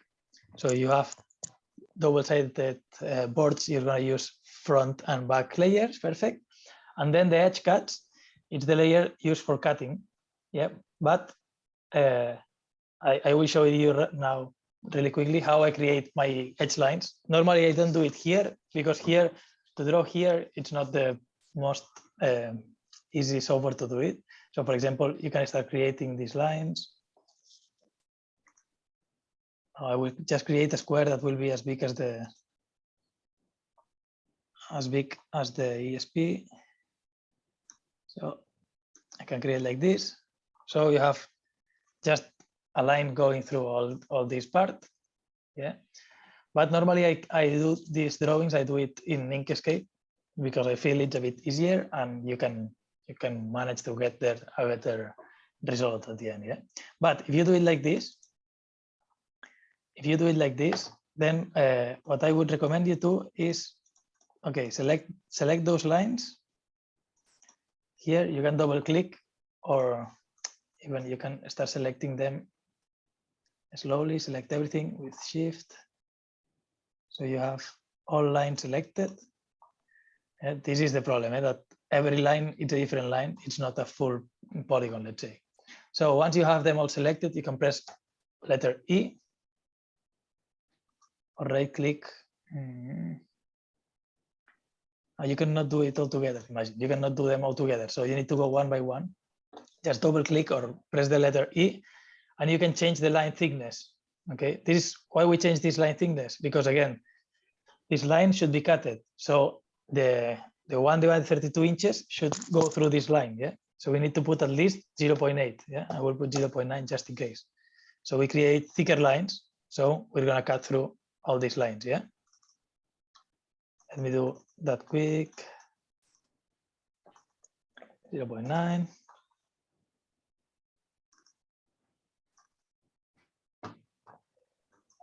Zero 0.9.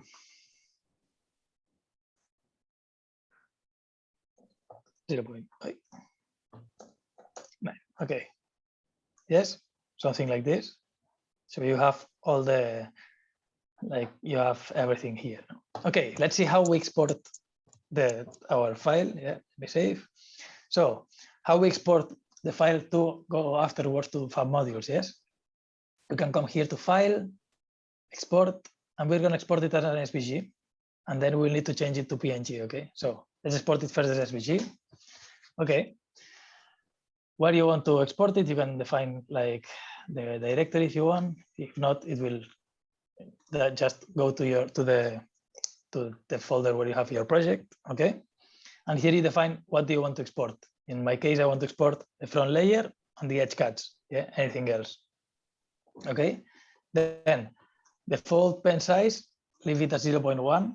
Okay, this is like for definition, so 0.1 is fine.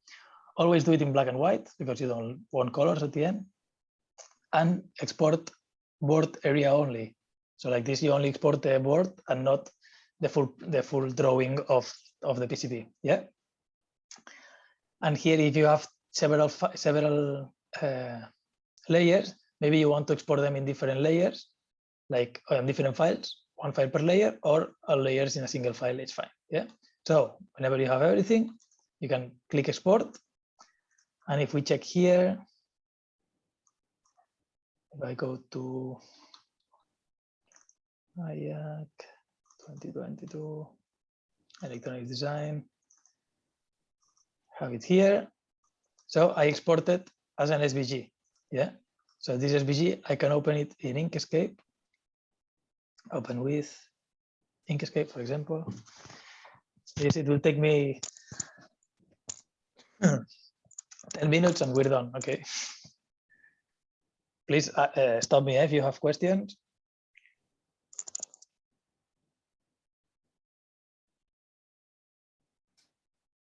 Inkscape, it takes a bit of time always to open. See.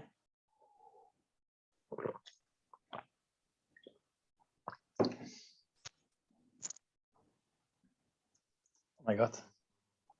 No. Perfect. So when you open in Inkscape, you're going to see something like this. Yeah? And at the end, it's all your connections. Yes. Here, if you want, you can even add things. So if you want to have a text, you can add a text here. No? I don't know. For example, question. Okay. How do you draw the yellow line before in KitKat? Okay, in KitKat, I like this one. Here, first you need to select in which layer you want to draw. So you draw it in the edge cuts, yeah, because it will be like your edge cut line, yeah. So you just click in this layer, and then you use this tool here, add graphic line, and like this you can just draw the lines that you want, yeah. Here, if you want, you can do a crazy shape here, but again, I'm not a fan of creating the outlines in Kicad, really. Okay, because I feel like you can do that in Inkscape, for example, much easier. No, so if I do, imagine, because let me just, oh my God, let me just delete the text because it will. Oh my God, now you guys.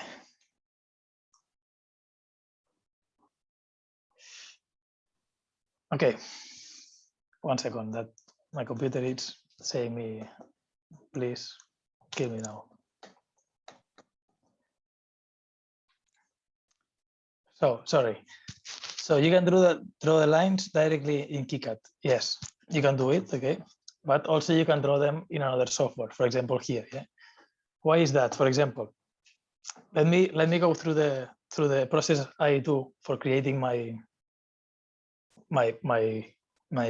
PNGs for the fab for mods afterwards. Okay, and like this, you see my workflow and you see how I do it normally. Okay, and you're gonna see the problems we have with Kicad doing that. Okay, so let me do that very quickly because at the end it's just editing in Inkscape. You're gonna see like it's easy. You can do it in Illustrator if you want. Okay. So what I do, I always create some layers. First background. I will have background. I will have outline. I will have some holes. And I will have some traces. Yes. So first thing you want to do here is, okay. Oh my God, it's taking forever to.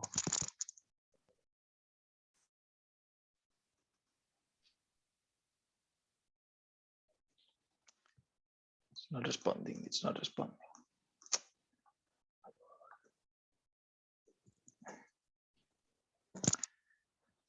Ay.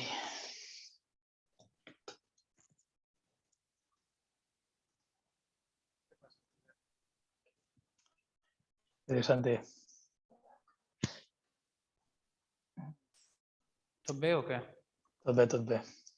Problem is Zoom and my computer working everything together, it gets crazy. But I don't understand because Kicad, Inkscape in theory, it should be, it's not that much. Let me open Inkscape again.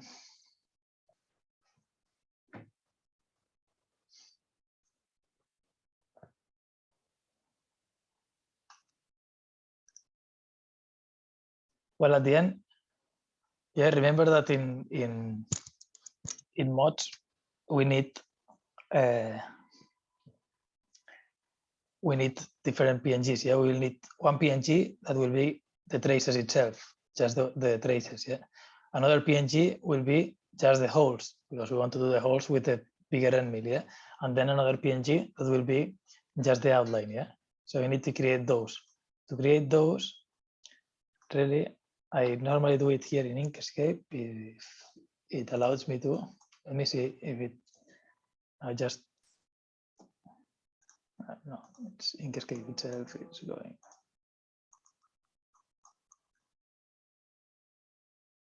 Okay, I'm sorry, but I cannot do it from here because with Zoom open, Inkscape it's getting crazy, so I cannot. Josep, Digas. if it's too much for today, we will find another moment. It's almost like. Yeah, it's fine. Okay, let's stop it here. Okay, just here at the end, you're gonna get the SVG out.